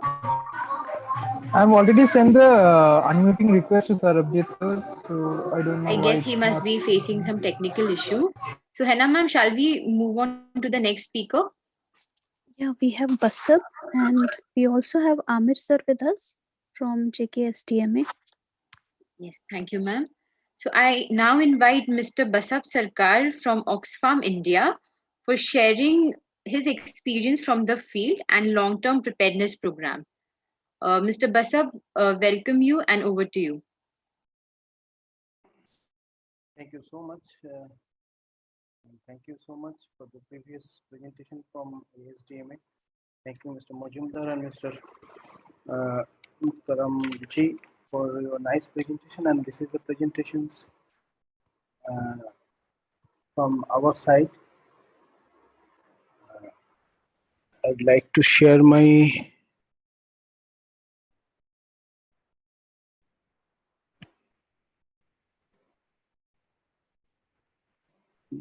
there is a problem to share the screens. Can you please help?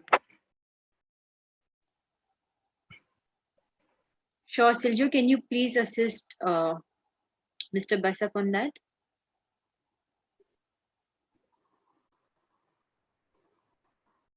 So we can see your screen.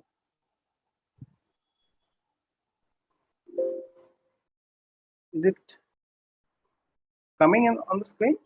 Yes, sir, we can see it. Thank you so much. And already we have listened that how Assam is multi-hazard and 3.6 crores populations every year they are facing, especially that flood, catastrophic flood, and millions of people are affected.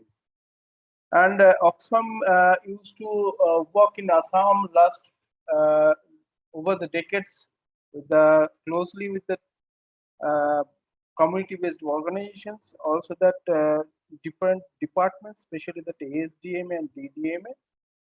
And 2-3 areas we are trying to link with relief, rehabilitation, and development programs.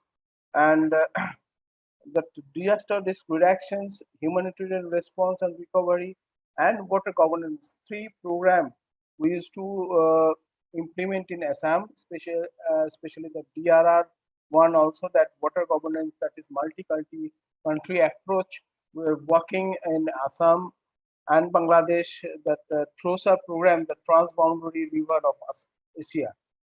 However, in the disaster risk reductions, the four major components we are looking after the information management, especially the hazard monitoring, vulnerability assessment, and the networks like interagency group and emergency briefing and sit trip.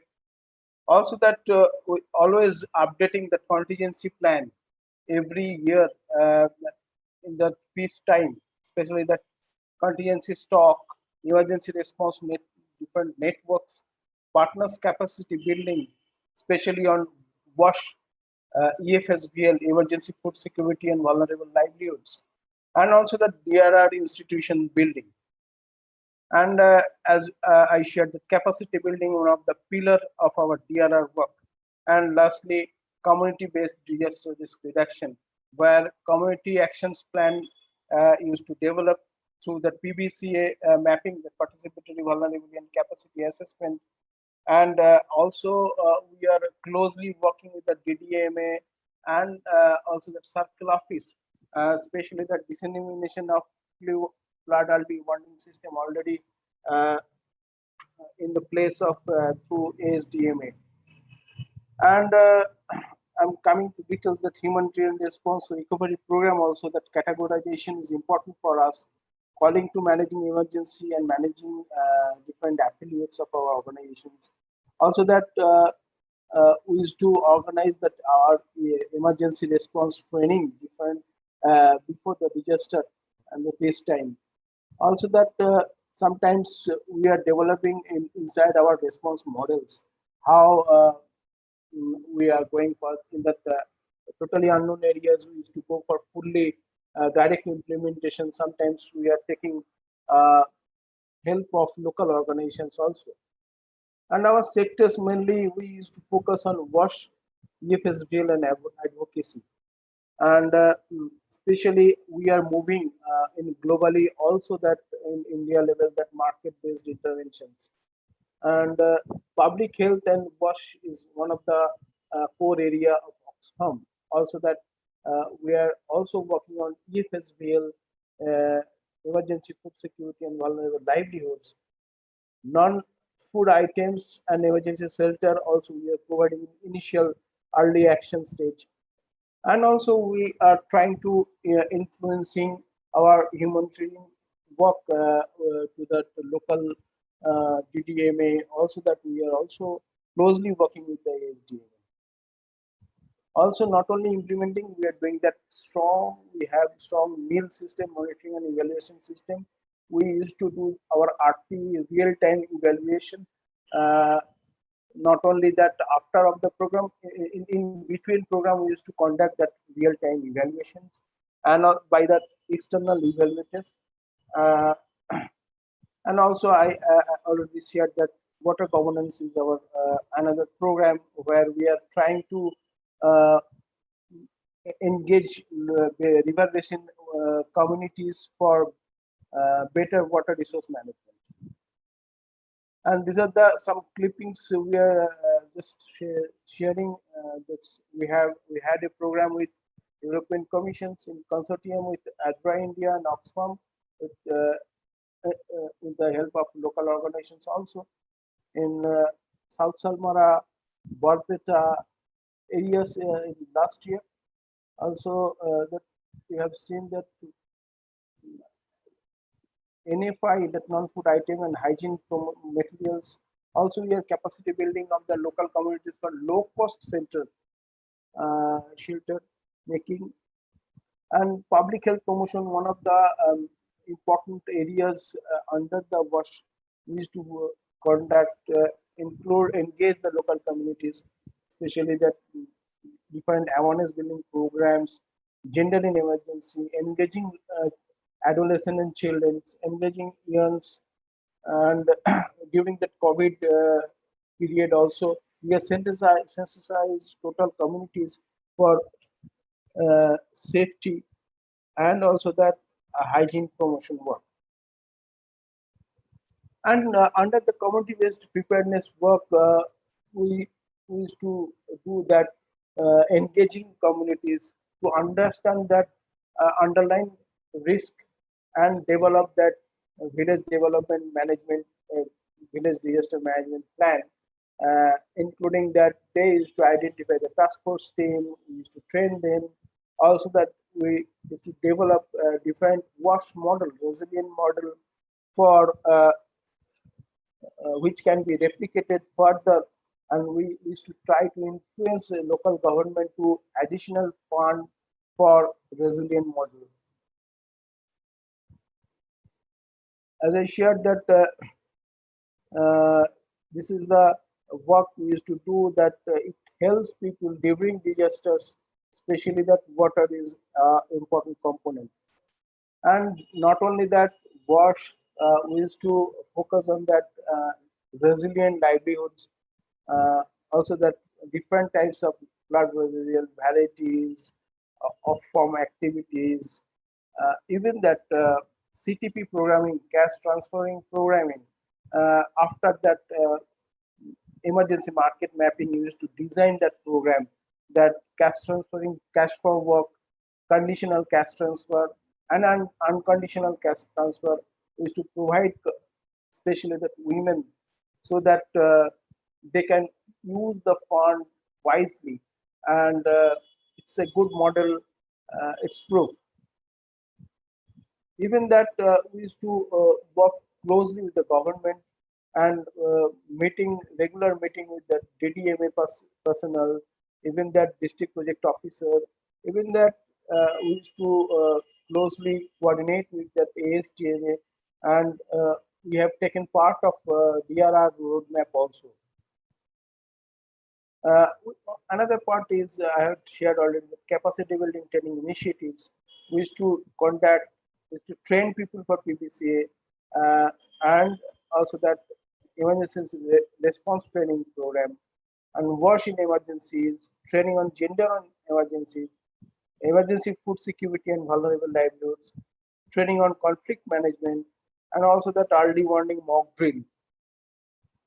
And rights in crisis, one of the component where we're trying to influence both government and the people for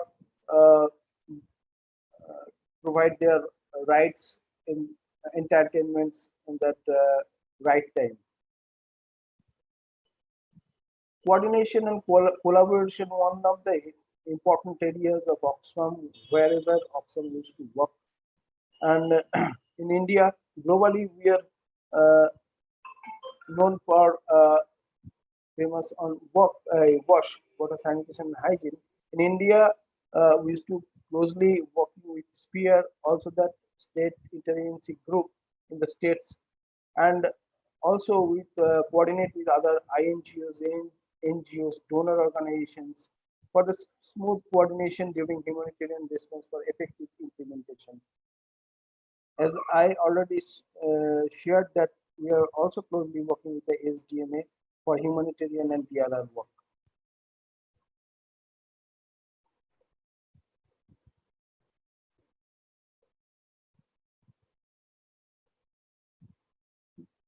Last slide, my last slide is, this is the resilient development framework of Oxfam India. We used to analyze the context. What is the justice challenges? What are the adaptive challenges? And what are the humanitarian challenges? And these are the pathway of our resilient, building resilient. And we are expecting that resilient outcomes through transformative capacity, adaptive capacity, and absorptive capacity.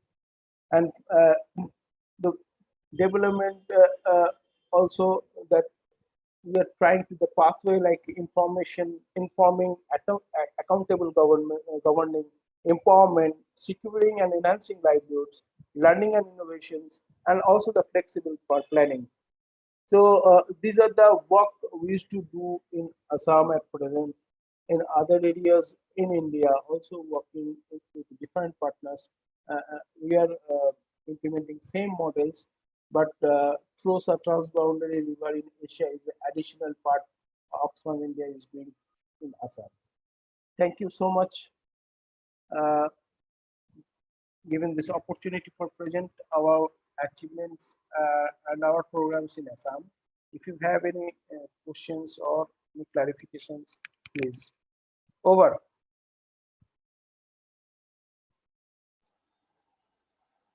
Thank you so much, Mr. Basar. Thank you for sharing your experience from the field and also sharing the OIN's approach on DRR and the framework for resilient development. It was really a enriching presentation, and I thank you so much. Thank you. Moving on to the last speaker for this technical session, we have Mr. Amir Ali from JKSDMA. I welcome you, sir. Sir will be talking about the urban flooding and preparedness. Over to you, sir.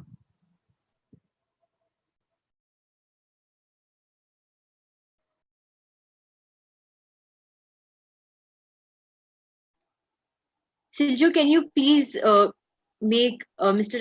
Amir Ali the co-host?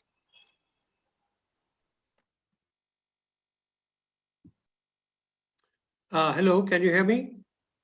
Yes, sir, we can hear you. Okay. Somehow I'm not able to connect the camera, but chaliye, anyway, it's okay. I don't have any prepared presentation as such because I was actually tied up in another event. And in fact, I've just left from the event and I'm coming out and connecting to you. I'm sorry for that. But I would like to share my experiences because in Jammu and Kashmir, we had the worst floods in 2014. Of course, we have been having annual floods or biannual floods earlier also, but never did we face the floods that were so drastic and covered a larger area. As far as the disaster management setup of Jammu Kashmir is concerned, we have a state disaster management authority. We have 20 district disaster management authorities. At the state level, we also have the state executive committee. Jammu Kashmir is the only state in the country that has 2 divisional disaster management authorities also, unlike any other state.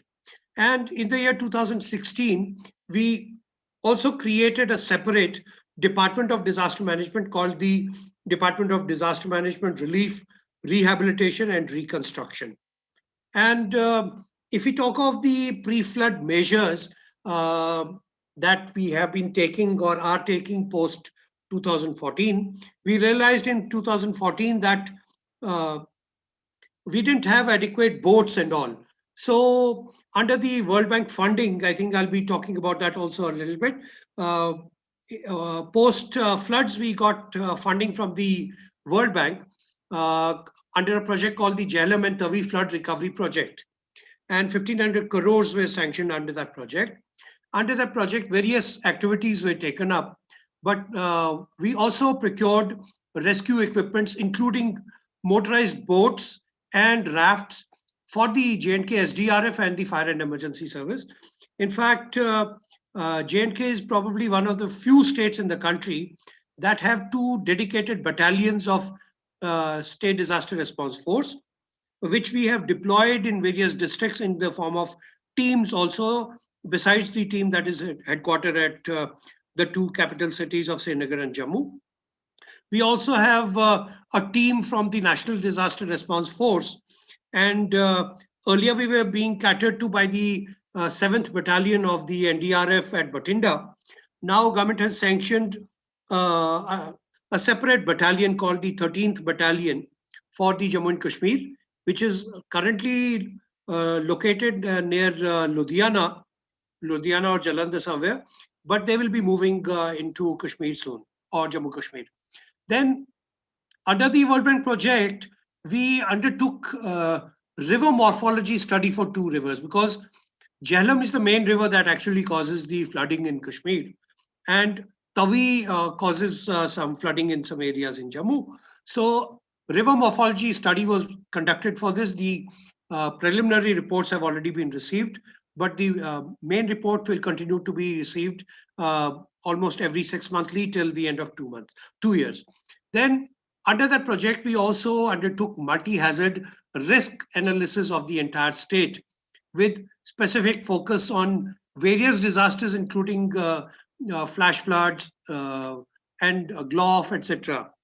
Then one more thing that we realized is that, Kashmir is mostly a tourist resort, tourist area, and we have these shikaras in the Dal Lake, and these shikaras are not actually designed for a windstorm. So whenever a fast wind or windstorm would occur, the shikaras had the possibility of getting toppled over. So what we did is that we procured life jackets and life buoys, which were then distributed to these shikarawalas. We realized that when 2014 floods occurred, we did have resources in the form of men as well as machinery that was available with various other departments. Like we have a mechanical engineering department, which is usually very active in the winter months when snow clearances and all are being done. So they have snow clearance machines, which are almost like tippers, but attached with those plows. But in the event of a flood, this mechanical engineering department didn't realize that actually they could have pooled their resources and facilitated and provided these services to the irrigation and flood control department that was actually handling the flood management. We also have like the municipal corporation, the Srinagar Municipal Corporation. They also have a lot of equipments available with them in the form of JCBs and tippers, etc. So what we did post floods is that we issued an order whereby making it mandatory for all departments to pool their resources, and all these resources would remain at the disposal of the divisional commissioner. Mind you, I told you about having 2 divisional disaster management authorities. So all these men and machinery remains at the disposal of the divisional commissioner, and the divisional commissioner redeploys them as per the requirement with either the irrigation and flood control department or any other department that would require them. And at the same time, this setup is also available at the district level, where we have the chairman of the District Disaster Management Authority, who is known as the DC popularly. So all these resources remain at the disposal of the DC. Then we also did, with the help of the universities and with the help of the irrigation and flood control, the area vulnerability mapping of the various areas that are vulnerable to floods, and divided them into zones. And each zone is headed now by an executive magistrate who has an engineering team under him, who has laborers under him, who has the equipments, etc. under him. Then at the same time, in these each zones, we ensure that we put the boats and all. Of course, we have about 40-50 boats that have been procured for the SDRF. But at the time of a flood, the shikaras and boats are requisitioned from the open market and by the respective district magistrates and redeployed at various locations. And these boats are also pre-positioned. Sandbags, etc., are also pre-positioned. Rescue shelters have already been identified. And in fact, in Srinagar, only in Srinagar city, we have 144 such rescue shelters. And before the flood season starts, the officers are deployed at these rescue shelters. There is a camp commander, etc., deputy camp commander. The police is also deployed at these shelters. Tents are erected at these rescue shelters that we have identified.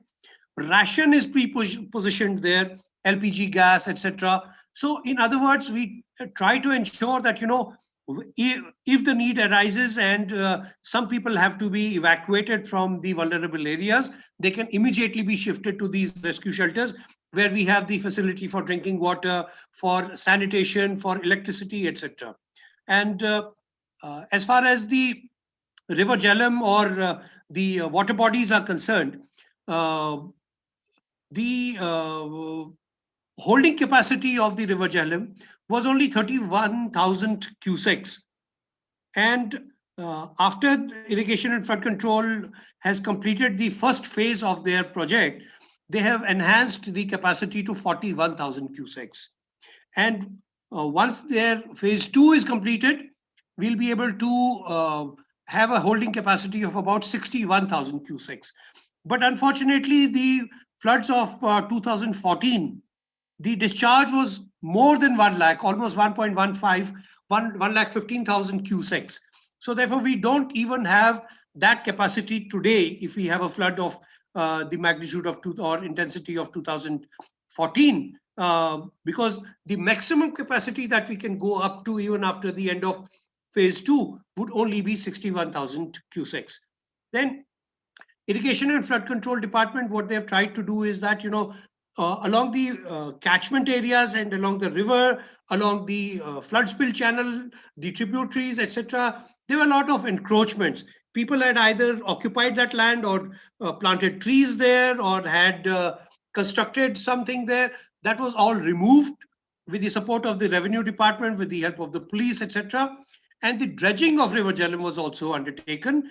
Of course, there was a lot of discussion on whether the dredging ought to be conducted within the city, which the scientists also believe that is not a right thing to do, because the dredging ought to be conducted at the tail end of the river, that is towards the outfall, and that is being undertaken.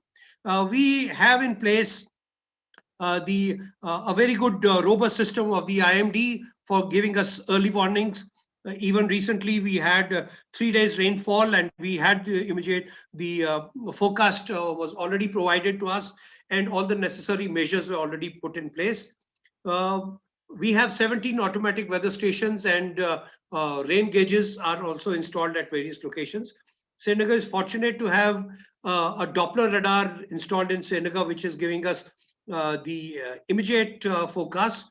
And we are told that around 2 Doppler radars are likely to be included, added more probably in Jammu and some other places.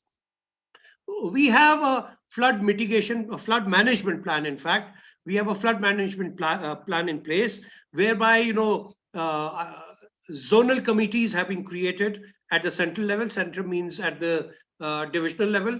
Then at the district level, that's called the District Coordination Committee. And then, as I mentioned, that each area has been divided into zones. So we have flood zonal committees also. Whenever there is a forecast of rain or heavy rain or possibility of floods, the flood duty roster is immediately flouted by the Chief Engineer of the Irrigation Flood Control Department, who is the member secretary of this committee. And even at the district level, the executive engineers and all, they also do that. And all these activities are activated. What I feel from my personal experience of having handled so many disasters, particularly this when we talk of floods also, is that our flood management plan is more focused on management than on mitigation, because the plan actually comes into action when the River Jhelum crosses a particular gauge level, and only then this plan comes into action.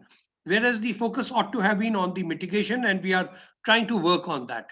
There is very less information that is available to us about previous floods. Of course, we have information available about 2014, but then we are told that 100, 200 years ago, we had similar floods in Srinagar, and that documentation is probably lacking. And what was the impact of those floods and the manner in which they were tackled? Of course, the manner would vary in how it was tackled before and how it is going to be tackled now and how it would be tackled in the future. But it would definitely help us improve our preparedness and mitigation and response system. And while we are doing the river morphology study of the River Jhelum and Tavi, I think that we need to have more focus on the contour mapping and the digital elevation for the areas that are likely to be inundated. The University of Kashmir has done some kind of a study on this, and we are in touch with them. And we need to lay more stress on the enforcement of the floodplain of the River Jhelum, because traditionally, the left side of the River Jhelum was considered to be the floodplain. And even during, if you take it historically, some 500-600 years back also, the river bank of this river River Jhelum, the left bank was at least 1 or 2 feet lower than the right bank. So that, we could save the city, which was, main city was on the right bank of the river. And if at all flooding had to take place, that would take place in the left, on the left side of the river. But unfortunately, now what has happened is that a major portion of the city has come up in the left bank also, including many government installations also. And that makes it very difficult to take a decision at a time whether to inundate the left side of the river, because there are people living in that area also. And we have not yet been able to completely take flood-proofing measures in these low-lying areas which have been identified as being vulnerable to floods. Though we have mapped all the areas and we know what are our assets available there and what are the rescue shelters that we will require, the public infrastructure, etc., that we have in that area. And I think there is probably more need to educate people about particularly the community in the flood preparedness measures that are required to be taken.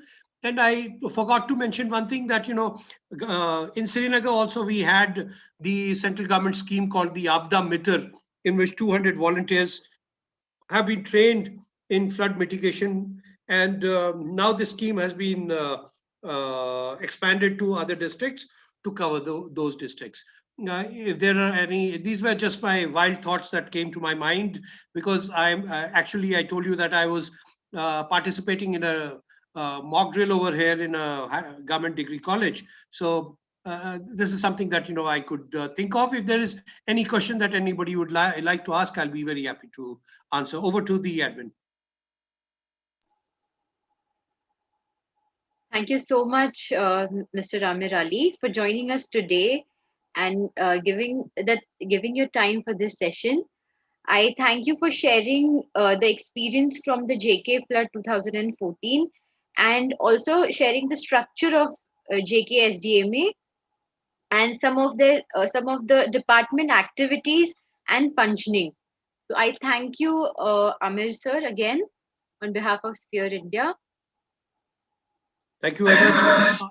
If there's any question anybody would like to ask, I'll be available for the next 5-10 minutes. Yes, if there is any particular question, please feel free to type it in the chat box. I can see one question. I think Mr. Feroz has written here that not much is being done to prevent the silt from going into the River Jhelum, and forecasting has improved, but coordination is required. Mitigation is missing.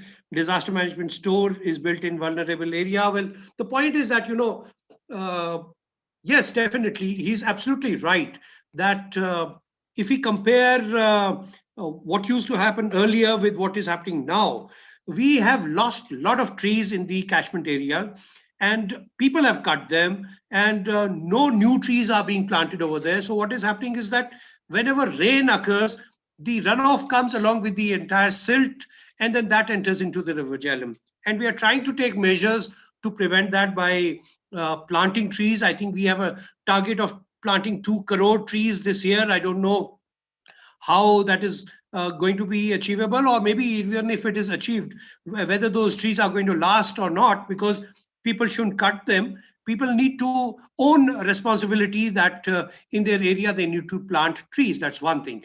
Second is that, forecasting has improved, but further coordination is required. No, I disagree. I believe that, we have a very robust system of forecasting, and each and every individual in Jammu and Kashmir is very, very conscious of the fact. Mr. Sonam Lotus is the director IMD. He's a household name in each and everyone's home. No marriage takes place in Jammu and Kashmir till a call is given to Mr. Sonam Lotus that how is the weather going to be in the next 4-5 days. So we have that robust system in place. But yes, of course, there are occasions like incidents which cannot be for which a long-term forecast cannot be given. For example, a cloud burst. For example, a hailstorm or something. So for that, we are working with the IMD and trying to work out a process by which the nowcasting can be improved. The forecasting is wonderful.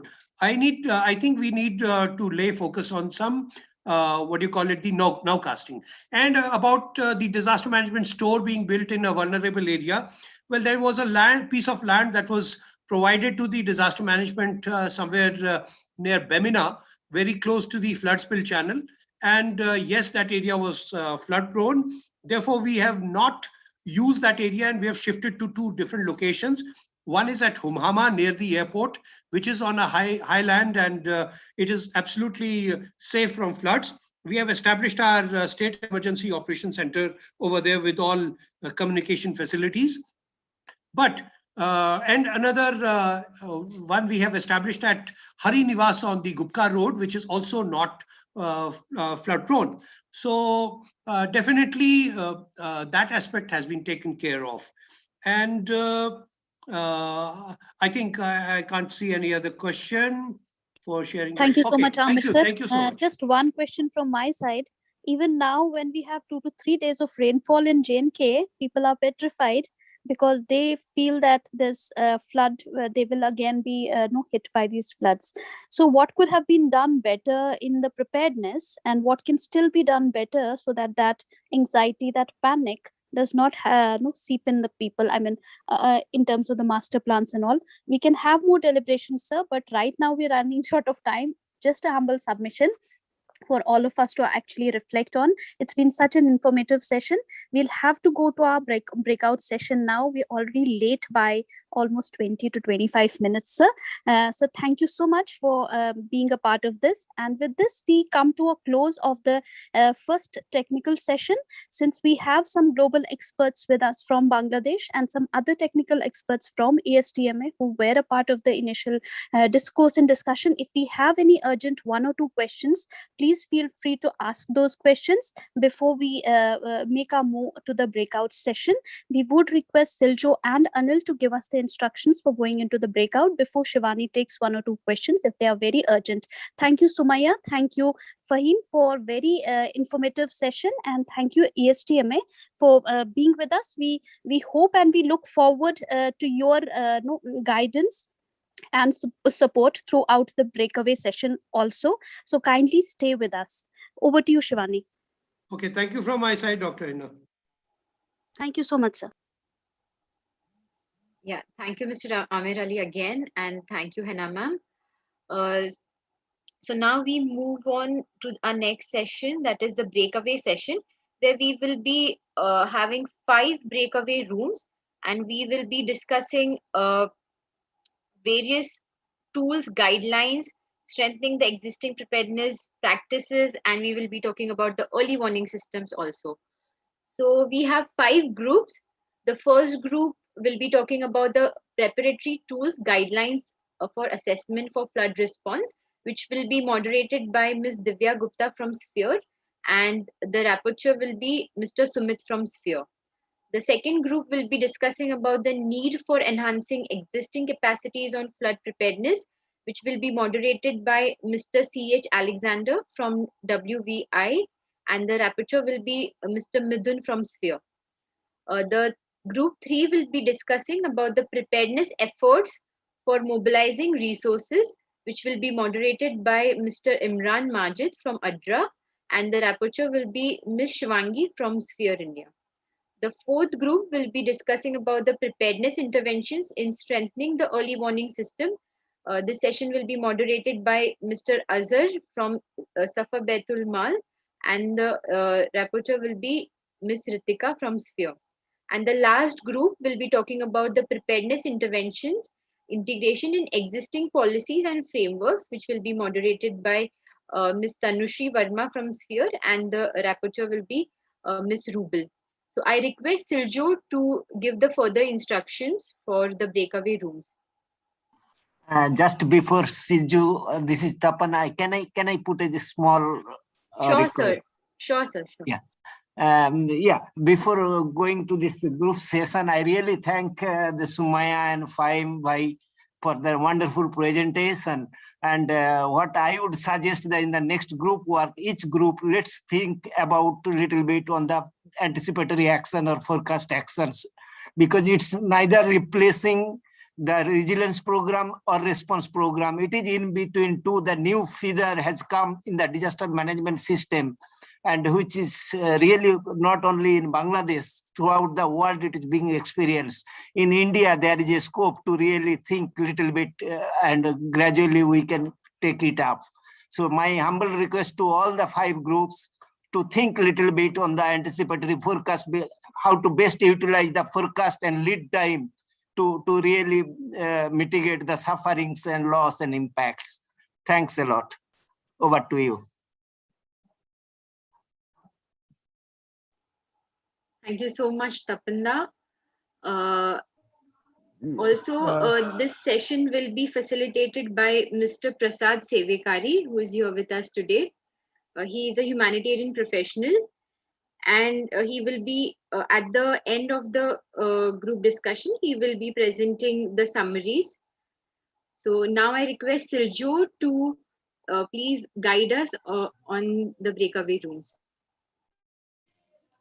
Yes, thank you so much, Shivani. So as already conveyed, we are now moving out to our breakaway sessions. We are having 5 breakout rooms, and I have already manually assigned breakaway rooms to each one of you, and every group would be having one moderator and rapporteur who would be further sharing about the objective of that particular group. So just as I open the group breakaway rooms, you would be getting a pop-up on your screen, after accepting which you would be moving out to your respective breakaway rooms. And one thing to make sure all the moderators is to keep a check on the time, and we are having only 20 minutes for the breakout rooms. Requesting the rapporteurs, though you are not being the co-host, you would be getting the access to record the session, so make sure to record the session as well. So I'm starting. Sergio, I think Prasad sir has a question. Well, yeah, thanks, Hina, Dr. Hina, for bringing me in. I don't have a question. I just have a suggestion at this point of time. As we are breaking into the groups, we have got some very valid inputs from across the border, from Bangladesh, as well as from Assam and J&K, which has given us food for thought. But I would just like to add that given the very limited time that we have, it will be good if we can focus on the tasks that we have at hand, particularly the 5 subtopics that are being discussed. So it'll be great if now that the experts and the practitioners have shared their experiences and practical actions, it will be great if the audience shares their understanding. And well, I mean, if you allow me, I can just say that there could be one tip so as to enable all the groups come to some sort of a brainstorming which could be consolidated and presented by the group leaders at the later stage. I would just say that it'll be great if the group leaders and the group moderators could focus upon appraising the current and the existing guidelines or SOPs or the ways of working that are there in the states. There is a lot of things that has already been done. We need to discuss about the effectiveness of these documents that are at hand, and then attempt to add value, keeping in mind that we don't intend to substitute, but we need to add value. So if this is considered, then it'll be great to list the ideas, given that these ideas or suggestions, while suggesting the ideas, we need to keep the application and the relevance of these ideas in mind, so that it'll be further be taken up in the action planning at the later stage. And I believe that we have only 20 to 25 minutes for the entire thing, which means that there are only 15 minutes now for the group work, perhaps.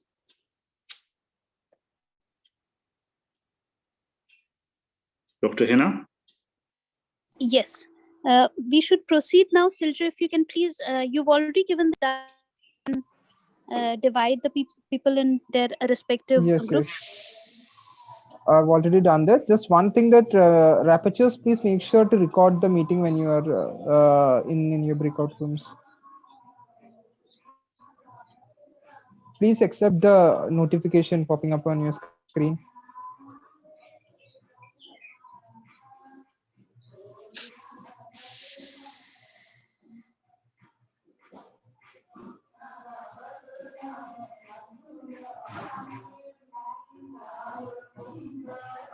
Requesting the rest as well to kindly accept the breakout room option and move away to your respective groups.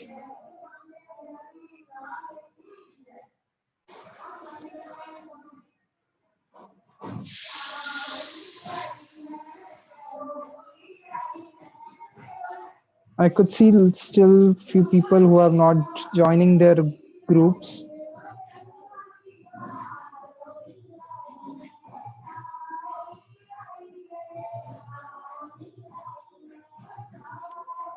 I request the participants in the main meeting to please accept the notification that has come on your screen to join the breakaway room. You will be assigned to any of the 5 rooms. So please accept the request.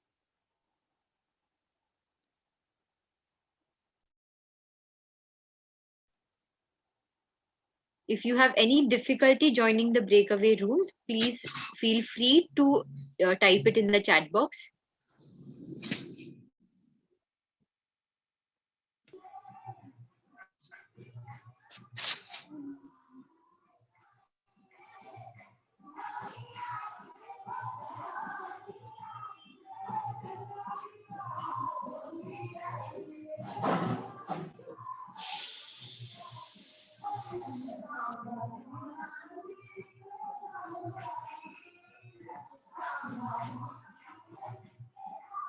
I've done it, Mr. Javed. You can go there.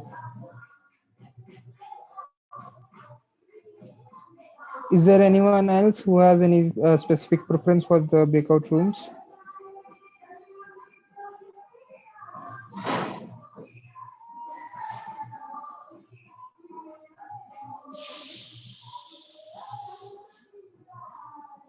Shivani, can you go to breakout room 2? I can't see anyone there. Sure. I was just checking with everyone, Siljo. Just a minute. Okay.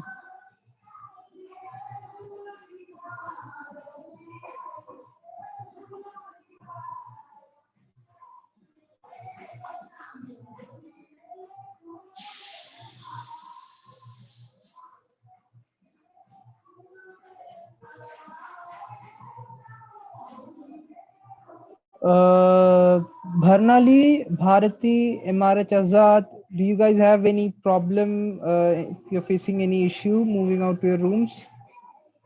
Mr. Ranjit?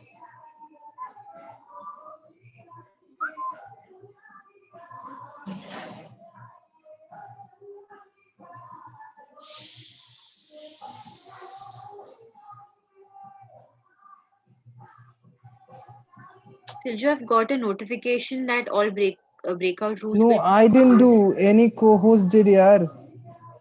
Oh, oh my it god. was not done by me. Okay. Can you please check it quickly, please? I will start the breakout room immediately. Oh my god. With some co-host. That's why I don't make everyone co-host. Yeah. It's okay. Actually, I wanted to keep a check. That's why I did not enter room number 2. Oh my god. Just after 10 seconds, I will restart the breakout rooms. You can also announce it. Please announce it. Yeah. Yeah, you do it.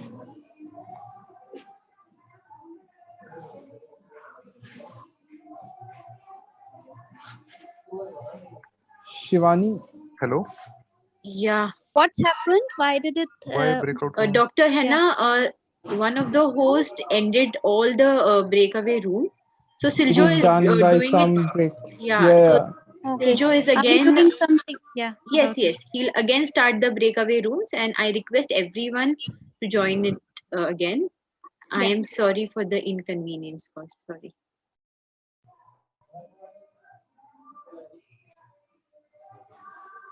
Shall I remove everyone from the co-host? Yes, yes, Silju, please do that. Please. Even I'm doing it.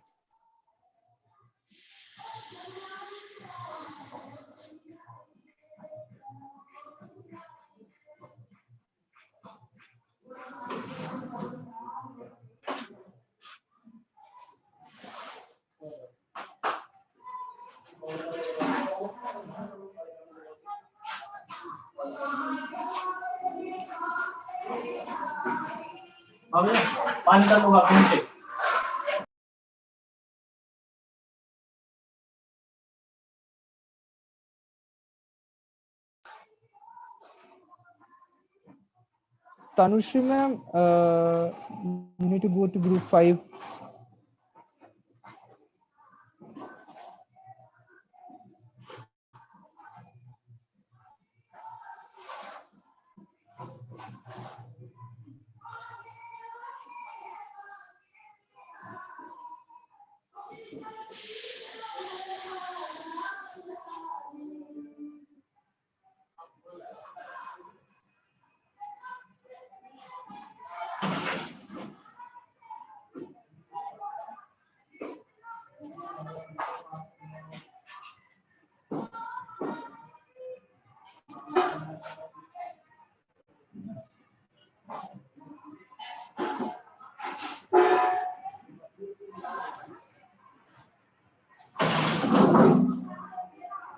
Bharnali, Bharti, you can also go to your respective groups.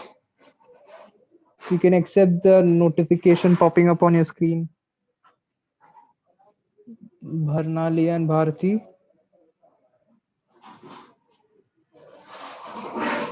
Silju, can you please announce it in Hindi once?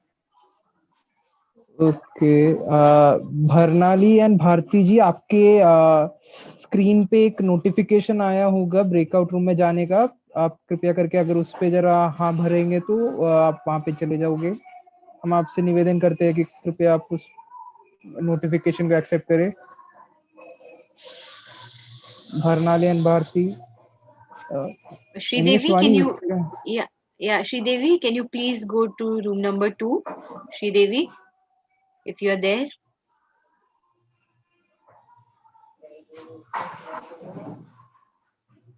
Hello. Can you hear the Jagran in the background? Yes, yes, Silju. So anyways, I will go to some room where the participants are low. Probably in group 4 I'm moving. You can go to group 2. Sure, sure.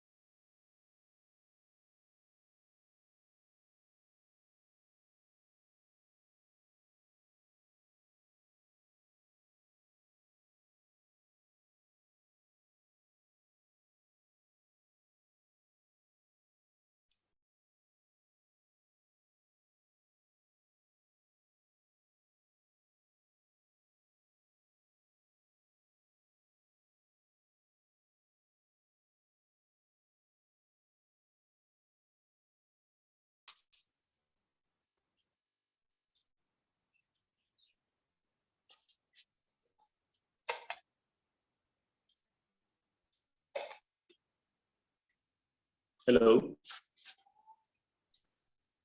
Yes, Prasadji. Yeah, I hope all the 5 group moderators everyone has come. Okay, that's great. So shall we begin with the presentation? Yes, so my group is group number 1, so I'm starting. Sumit, please flash your screen. So by the time he's flashing the screen, I'm sharing the pointers. Like in our topic was a preparatory tools and guidelines for the assessment of for flood response. So our group has come up with the idea like before, even during the peacetime, we need to do some preparation. Like we need to train local people, local volunteers, grassroots functionaries, and local leaders regarding these tools and technologies. So if anything happens, at least these particular people can be deployed for the assessment part. And there is need to updation and modify all the existing formats, because as per the situations and as per the particular area, there is need to refine and revisit our existing formats of all the assessment processes. So every time, at least the humanitarian agency need to sit together and refine those formats. And there is need to map the disaster risk areas, the disaster prone areas. So what will happen, at least, I mean, we can't go for the blanket training we can't train each and every person and each and every village. So at least we can map out some area mapping, do the mapping of some areas and train people from that particular area or regarding the assessment process. And we can also use the remote sensing information kind of technology, like the aerial photographs are there, satellite images are there. For major areas, this particular technology can be used.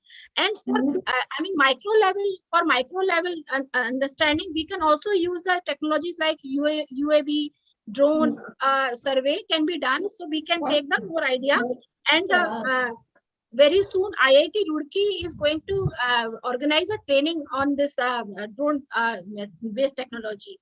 And there is a need to build the capacity on particular tools like Covo Collect is there, which really saves the time, energy, and the resources during the assessment. So we can, before the disaster, we can train our people on the Covo Collect tool so they can use it during the assessment. And there is need to, and GIS mapping can also be used with the risk population to understand the risk population. And secondary data analysis can also be a process which can be used. If we have system, we can do some secondary data analysis of particular areas, even during the peacetime. If not, even after the disaster, it can be done with the mapping of all the profiling of that particular area, the geography wise, the hazard wise, and all the established infrastructure and system like port and airport, hospitals, schools, police station, fire station, energy infrastructure, supply system, whatever, even the water and sanitation infrastructure, road network. So whatever is there, we can map before or after the disasters, which can help us to understand the situation of that particular area. And my colleague Rucha will be sharing. Yeah, my colleague Rucha will be sharing about more the coordination system required for the better assessment process. Rucha, please unmute yourself. Host, please allow her to unmute herself.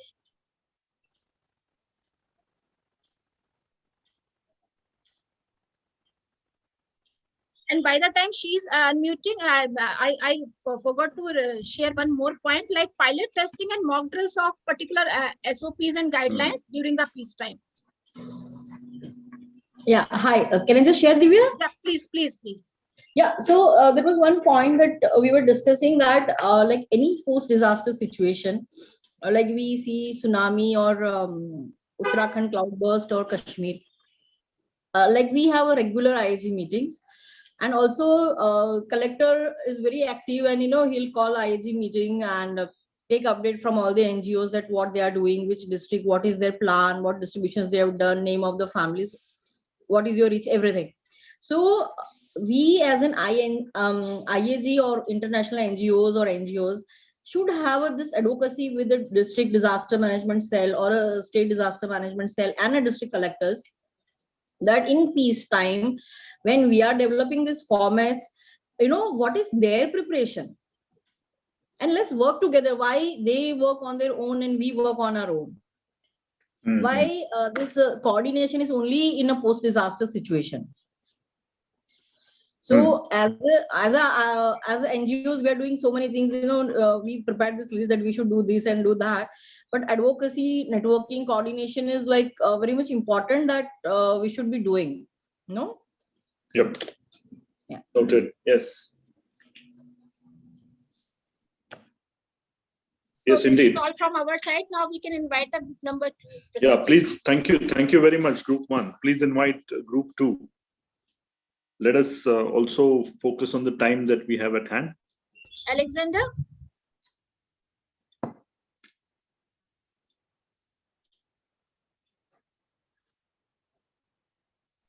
Is my screen visible, ma'am? Yes, Madhu, Yes. Alexander, sir, can you go on?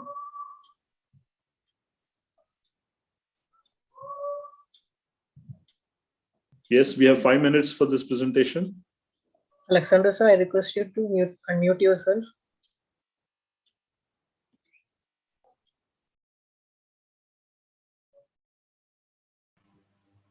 Okay, I will carry on with the PPT then.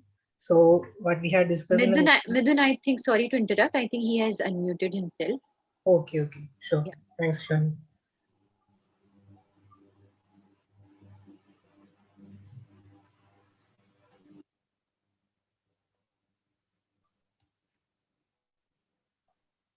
Yes, okay, now is okay. Yeah, please, Can you able Alexander, to hear sir. me? Yes, sir. Sir, yeah, sorry. During the floods, before floods, a lot of campaign, community level campaign should be required with all the stakeholders. Then the local level CBOs should be capacities should be strengthened. What are the vulnerable locations? What are the vulnerable people? Okay, that should be maybe completely mapped out, and they need to take corrective measures. Then they need to work out what are the roles and responsibilities of each department. It may be CBO, it may be SAG, it may be PRI, it may be government, whatever it may be. What is the before disaster, before floods, during floods, after floods? Roles and responsibilities should be specifically entrusted. Then at the same time, we need to see that the existing community-based organizations, it may be village development committees, Panchayat Raj institutions, women's self-help group or male self-help group, that should be, they need to be strengthen their capacities. They need to be linking with the key stakeholders like a government, education, agriculture, health, water, electricity department. They need to find out what are the gaps are there. They need to strengthen. Next slide, please. Yeah. First of all, so normally in the village level, the task force are there. They need to be strengthen their capacities, their dynamics, relationship with the community. They are the first responders in the communities. That's why we need to strengthen their strength in maybe early warning information, maybe their first aid, or maybe search and rescue operations. This is very, very important. At the same time, local level emergency team, especially the task forces, the volunteers trained in the first aid, already I discussed with them earlier. That should be, we need to take the first step to community level disaster task force should be the strengthen their capacities so that they can able to reduce the risk. They can save the lives of their own community people. Then advanced household preparedness. This is very, very important. Every community, they need to maybe prepare, create a lot of awareness how to save their lives, save their property. That is very, very important. Then the risk coverage. This is very, very important, especially the crop insurance, livestock insurance, assets. So that even though they lost their assets or their lives, they can able to get the money back from the insurance companies or banks. That's all. Thank you very much. Okay, thank you, Alexander sir. That Some was more very points crisp. are there. Maybe we can, because of time factor, I am unable to read out.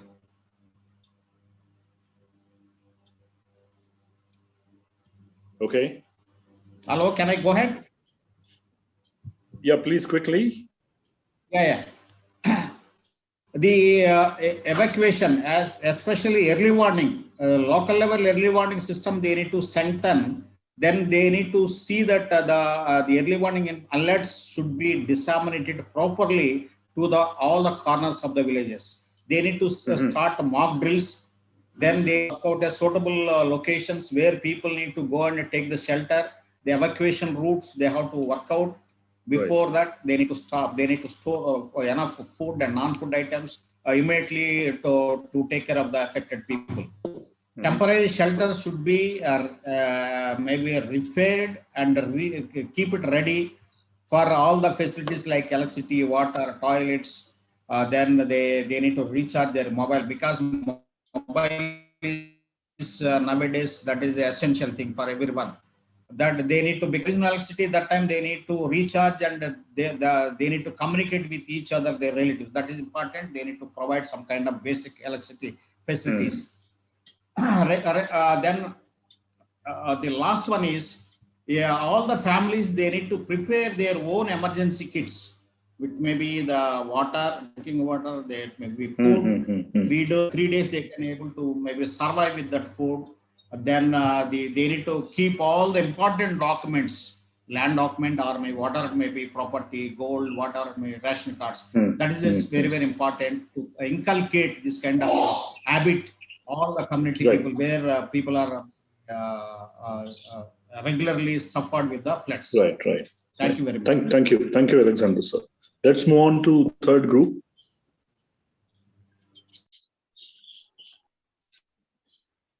Thanks, Shivangi, for presenting the presentation. So, yes, we were 5 in our group, which were Javed Ahmed Tak, Feroz Ahmed Wani, Mridul Deka, and Shivangi and myself. So, our topic was discuss the preparedness efforts for mobilizing resources. So, our group discussed that mobilizing resources is not just the fundraising, because there are 3 ways. It is the one is the fundraising is one, second is the materials, and third is the human resources. So first point which came out as we should have the focal points in the local areas, who will be our resources at the time of disasters when we go to intervening there. So we know where to respond to, who is the person who needs the support, and where do we go first. So so they have that vulnerability mapping with them there.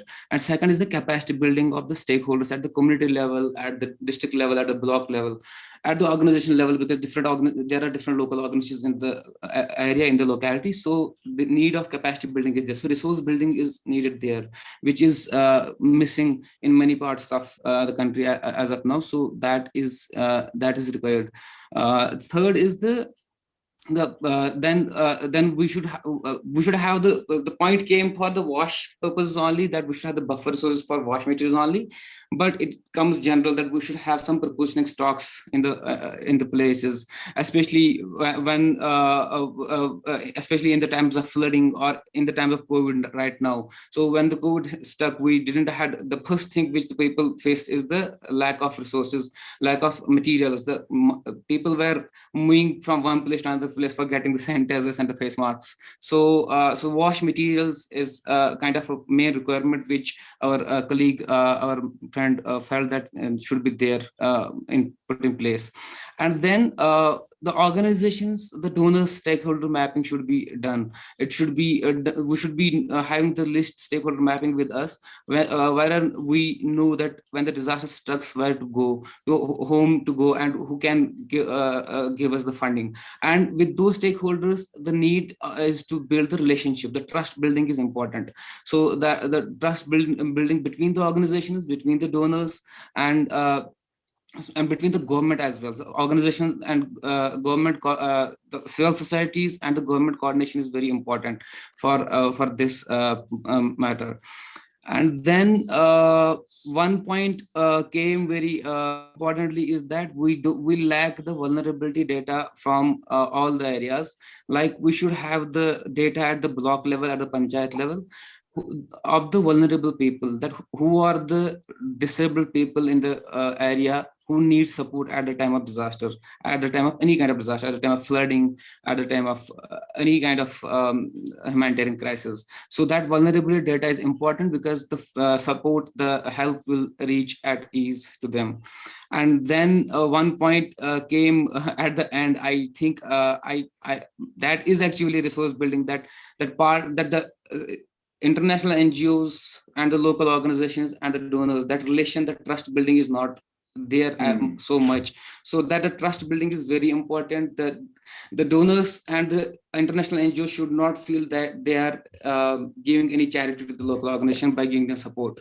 So that is actually the humanitarian imperative, and the localization is very important. Dignity should be given. So with that, that is actually a resource. The partnership is actually a resource building. So if the partnership has the respect there, so there's a valid resource. And then one more point which came is that we should have a pool fund or some kind of resource available within our existing projects, which can be used at the time of disasters. So that should be licensed with each and every donor, with every organization. Within that should be inbuilt in our proposals, that there will be a resource available which will be used at the time of disasters in our regular development projects. Thank you. That is from our group. Wonderful, very crisp. Let's move on to the other group. Group number 4. Ajayji?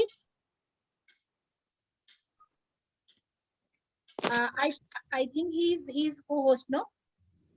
Yes, Ms. Divya. Yeah. Ajayji, please unmute yourself.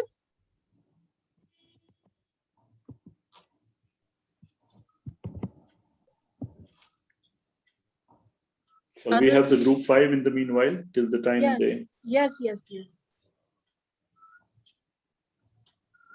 Just to save time. Yeah. Okay, great. Please go ahead.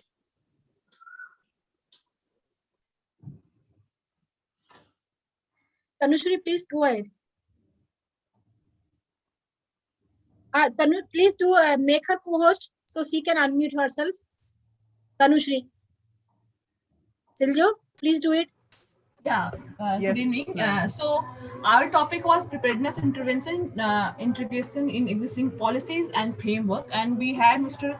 Iftikhar Hussain from Assam, Mr. Mukul Kumar from Bihar, and Mr. Prasad also was there in our team, and Rubal was supporting me in coordinating and moderating the session. So we first tried to find out what are the various policies by Government of India in terms of flood management or flood risk reduction, which is now reflected on the screen. We have National Water Policy, National Flood Management Program, and NTMA also released 3 guidelines on glacial lake outburst flood, urban flooding, and flood also. But we also noticed that there is no national level flood control authority in India. Earlier there was Rashtriya Bard Ayog, as we discussed in our team, which used to control and monitor the flooding in various states also, amongst the state also. So now there is no national level authority as of now to control the flood. So largely the question was that major concern largely was the flood control, flood mitigation, flood preparedness, and what we need to do in that scenario. So we discussed among ourselves in the group, and some of the points which came out that training of community, mock drills is important, and pre-positioning of food and basic shelter equipment, etc., required in preparedness part, when we say that how these policies should reach up to the grassroots level. So these are the basic intervention needed from government authority working at district level or at PRI level to be adopted so as to reach up to the grassroots level. So the flood affected area are increasing despite various measures we are taking up. We had this discussion from Assam also, which indicated that flood affected areas are increasing day by day. So how and what effective measures can be taken to minimize that, to ensure that this area should not increase? And then early warning system, it is not reaching up to the grassroots level, or the last mile connectivity is missing somewhere. It was discussed that the messages is reaching to district authority from IMD, they are not able to interpret those messages and take it to further to the lower level or to the field level at the accurate time. So reaching the message to the district authority and then and further to the community, there is a lot of time gap, which is not actually early warning. It is taking a lot of time, so it is not very effective. So I have discussed that about the Rashtriya Bard Ayog, which was earlier functioning. So early warning need to be very comprehensive, and a layman of the community can also understand and facilitate early action. So early warning must convert into early action, then only we will be able to have better impact of early warning. So training on participatory capacity and vulnerability assessment, this is also one of the important point which came during the discussion. Emergency response training in terms of the incident response system, which is available at the district administration, but it should also get connected to the community level, that IRS training should reach to the community leaders and how they should react as per their SOP during the flood. So during the flood, wash related issues also come up, health, hygiene and wash related issue. So training on wash related issue at the community level is also important. So we also discussed that to intervene, how this policy should reach out to the ground level. Mainstreaming of DRR in development program should happen. And one of the member from Assam, Mr. Iftikhar Hussain, discussed that many state level scheme, they now started mainstreaming flood risk reduction intervention so as to minimize the impact. So we early warning and mock drill we have discussed. So training at PRI level in behavior change and skill building is required. Sometimes people do get trained, but it is not getting percolated to community or each household level. This was a basic challenge and one gap which we assessed. One important suggestion came from Assam that they organize pre and post monsoon vaccination for livestock disease reduction, in addition to livestock insurance, which is important when we talk about risk informed policy decision or insurance or so risk coverage of all. So this is important point and what important intervention at field level. Flood affected agriculture and how we are adapting to the changing scenario of or changing impact of the frequency of the flood. So high yield seed may be advocated for, and land binding solution and crop to prevent erosion. So we discussed that now slowly community also with their own traditional knowledge or some technical support from local NGOs and CSOs are able getting flood tolerant, or the various crop varieties they are using are also flood tolerant. So early harvesting crop to be used in accordance with the flood warning and situation. So everything work in coordination with each other. If we'll get proper early warning, then only we will be act quickly to the early warning. And these were the point we discussed in our group. I will request Mr. Iftikhar or Mr. Mukul, if I missed any point, they can contribute to the discussion. I think you have covered all, Tanushree. Now, Ajarji, you try to unmute yourself. Ajarji? Ms. Divya, I'm sharing my screen. Yeah, please. Ajarji, please try to unmute yourself. Otherwise, Ritika, you start. Surely. Yeah. So the topic that we discussed on was preparedness, intervention, strengthening the early warning systems. There were many suggestions that came out and the present challenges that we were dealing with. Starting from that, there is no doubt that our present early warning systems, as in the physical systems, work very well. But the problem is communicating the warning to the masses. And second thing that we noticed was that the awareness is very much needed in places where occurrence of flood is not very common. The most recent example we can see of that is Hyderabad, where flood hasn't occurred for more than 100 years. But nevertheless, it is actually a very classic example of urban flood. Training in emergency response and know-how systems, basically to the mostly to the youth, because they are the ones that are highly trainable. And with regards to that, you'll see later in our conversation, we could actually see that we can put in these training sessions in the calendars of colleges as well as in the schools. They should be like how we have a very common thing to happen in all the Indian schools is Hindi Divas. For 1 week, we celebrate Indian Hindi language. Something like that has to be done in schools and colleges, where we have to have mock drills of all the kinds of vulnerabilities that a particular area is susceptible to.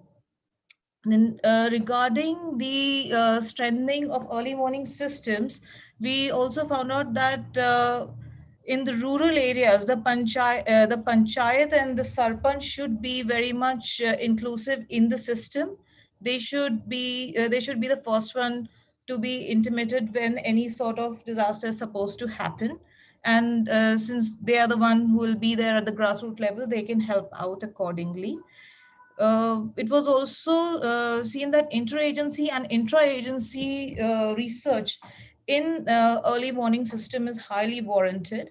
And of course, the communication systems, as far as we go, the normal channels, along with that, we have to move on with the times. We can use authorized and authenticated WhatsApp groups. We can, I think Silja would like to expand on that, how we can go ahead and improve the communication of warning systems.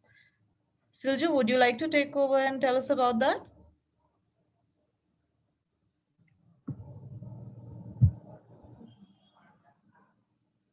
Hello?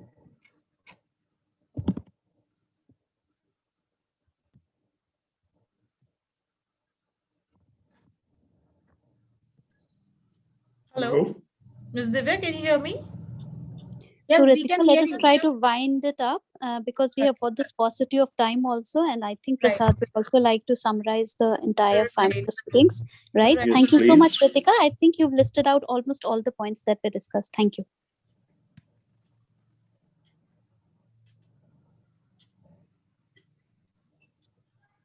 All our groups have done the presentation, Ms. Hina. I think all the groups are now through. I mean, since this was really a good exercise that was carried out, since we do not have too much of time, I would not take time either, but I'd like to thank Sphere for organizing this, and also the participants for this lively interaction. This can be termed as a very rapid response to preparedness. If preparedness becomes rapid, then I'm sure that the response would be much more effective as well. What I would just like to sum up over here, there are a few major issues that have come up from the discussions and the presentations made by the groups. I would like to mention that, and many of us would also know that the IPCC had claimed that the frequency or the recurrence of the extreme hydrometeorological events is going to increase in the next decade, the decade of 2021 to 30. And the issue is, are we prepared for such kind of extreme events, which is flooding? There is lack of common understanding of early warning and early action is what came out from all the groups, actually. Very, very striking. And that's why the need is to involve the community and train them. So I could, if I have to summarize it in maybe 3 words, then I would say that communicate, coordinate, and capacity build the communities in order to ensure that we are prepared to face the extreme hydrometeorological events in the next decade. I think there is a lot to be said about how this could be done, and the experts that were there in the groups did try to come up with very valid suggestion points within their groups and otherwise as well. But again, looking at time, I think this is where we could end, focusing upon coordination and capacity of communities and all involved in disaster preparedness. Thank you very much.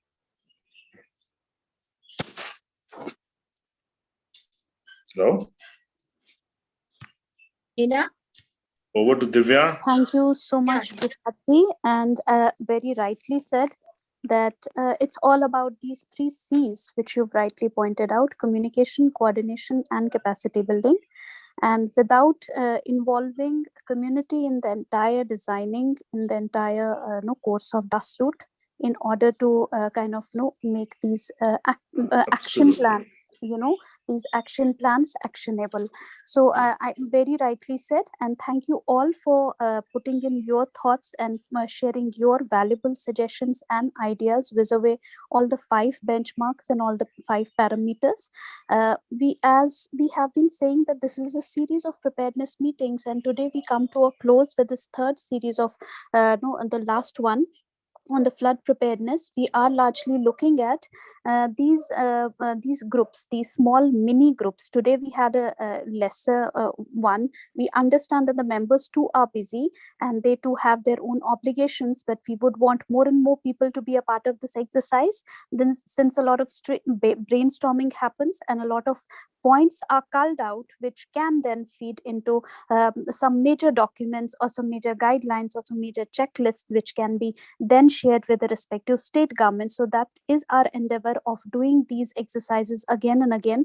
Today being a flood preparedness exercise, we were fortunate to have the government of Assam and the government of J&K alongside our aspects on this finance-based, this flood-based financing. So, I mean, we largely look at now grossly. I mean, there's a greater need for building a robust flood disaster risk reduction mechanism and a strategy, which should be well aligned with the Sendai framework on disaster risk reduction, and implementation of identified actions to identify and reduce risks should be the, I mean, the cornerstone of all our action plans and all our way forwards. And together with, we have also felt a growing need to focus on urban flood risk management, with Amir Sir giving us some insights and some inroads into some of the gross realities in terms of the incidences of urban flooding. And Ritika just now mentioned Hyderabad as well, which is constantly on the rise, and NDMA needs to devise these guidelines on urban flooding. I mean, we have these which were produced in 16, need urgent attention, modifications, revisions, so that they become more appropriate, and otherwise also the constant revisions are required in all the action plans, be it at the state level or the national level. There is also a greater need for bringing in strengthening community-based flood early warning system with a focus on enhancing risk knowledge, strengthening monitoring and warning services, accessibility to dissemination, which you have spoken in the breakaway sessions as well, and communication, which you've rightly pointed out, increasing response capability. So this can be done through advanced techniques such as mapping based on satellite imagery, geographic information systems, which will help us develop robust flood early warning systems. Now, there is also a need of bringing in more effective coordination among stakeholders, be it at the community level, panchayat level, government authorities, officials, civil society, donors. And we have a lot of action plans, and I think during the early morning Bangladesh exercise also, they are also trying to have multiple stakeholders on board, and they are also engaging business communities in this, so that to ensure long lasting. So we had some lessons also on especially the CARE consortium model on the forecasting systems, on the stakeholder coordination and collaborative advocacy. So we have learned some lessons in the morning on some of the models which can be replicable in Indian context as well. There's also a greater need, and academic institutions and media Now, Ritika in one of our breakaway sessions today mentioned that a lot of training and capacity building of the media personnels is also required, who play a very pivotal role. How many times are they we are emphasizing on their capacity building? We're not. So those also, and a greater need for collective advocacy around existing DM policies and flood management guidelines to increase the flood preparedness levels in the country. And we also find that there's a growing need in terms of putting investments and application in digital models for capacity building and awareness at mass levels. So we have heard the Assam State Disaster Management Authority and how they activate and strengthen the district emergency operations centers, and similar exercises being done by Kerala government and similar state governments, and how very gradually these district emergency operations centers then become the hubs, and we put in all our energies in building their capacity. So that's also some of the things that we have had good learnings on, and which can be then again some of the actionable planning pointers. And review of the flood preparedness actions of line departments at district level as per the state SOPs on the flood management could also be some of the actions that we can take. So voice messaging used for the last mile early warning. If you heard Sumaya talked about it in her presentation. So voice messaging, I know that we also have similar models here, but such similar innovative techniques, mechanisms. So we also largely are looking at how we can replicate in our context. So let us not assume that this is the last. We have miles to go, and this is just the first initial discourse and discussion that we have set out on our journey towards flood preparedness. So all these breakaway groups where we have so many thematic experts, and we might not have had a lot of participation today, but then we wish to engage more and more technical experts who have done similar interventions in their context in India, and then we intend to come out with some documents and some guidelines and some checklists which we can then share with maybe some of the state governments, not all the state governments, but maybe some which are flood prone in India. Like we have Assam, we have so many other states, Bihar, and so that the similar guidelines can be replicated by the state governments there. So with this, I close this. I hand it over to Divya, and I would want her to also share her additional reflections and the way forward before we have a final vote of thanks. Over to you, Divya. Thank you, Hina. I think you already covered all the points and covered by our moderators of the day also.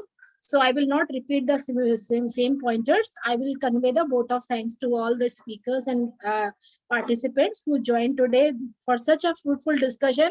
And we have come out with a really, really good learning. Starting from Mr. Basi Alam from CARE India. He is also our chair in IAC committee in India for setting the context of this meeting. And then we got our colleague from neighboring country, Fahim Ahmed from German Red Cross. He shared about this anticipatory approaches. And we have Miss Sumaya Kabir from CARE Bangladesh, and she is also consortium coordinator there, and how they can establish the coordination system. She has shared their system with us. And we had senior officers from Assam SGMA, Dr. Kripal Jyoti Majumdar sir, Dr. Mr. Muktaram Deka sir, and Dr. Mirza Ismail sir, for sharing their state perspectives and how they are prepared for their state to mitigate the risk in their community and support community during the disaster.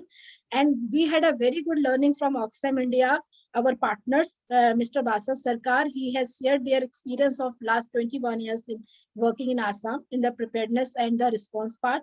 And we had Mr. Amir Ali Sir.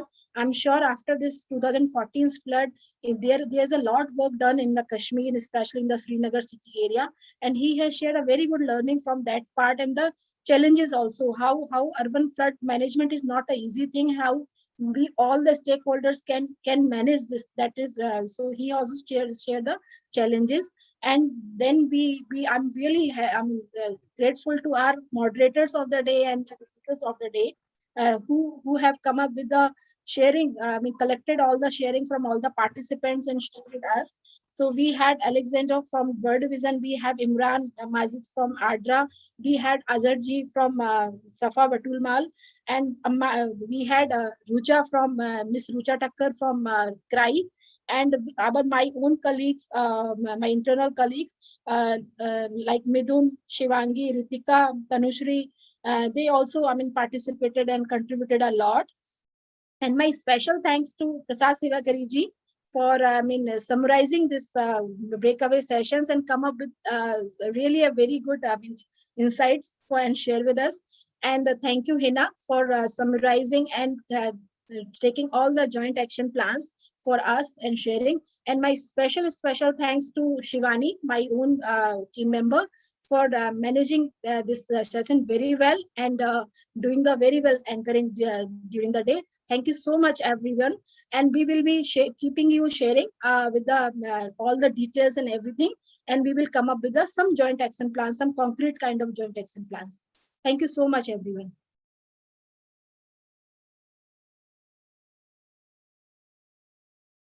And Hina, we had our new partner here, Ajmal Foundation from Assam.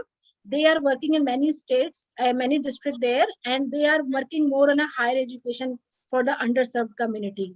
So they joined us first time, and they are very happy, and they are sending messages like we also learned a lot.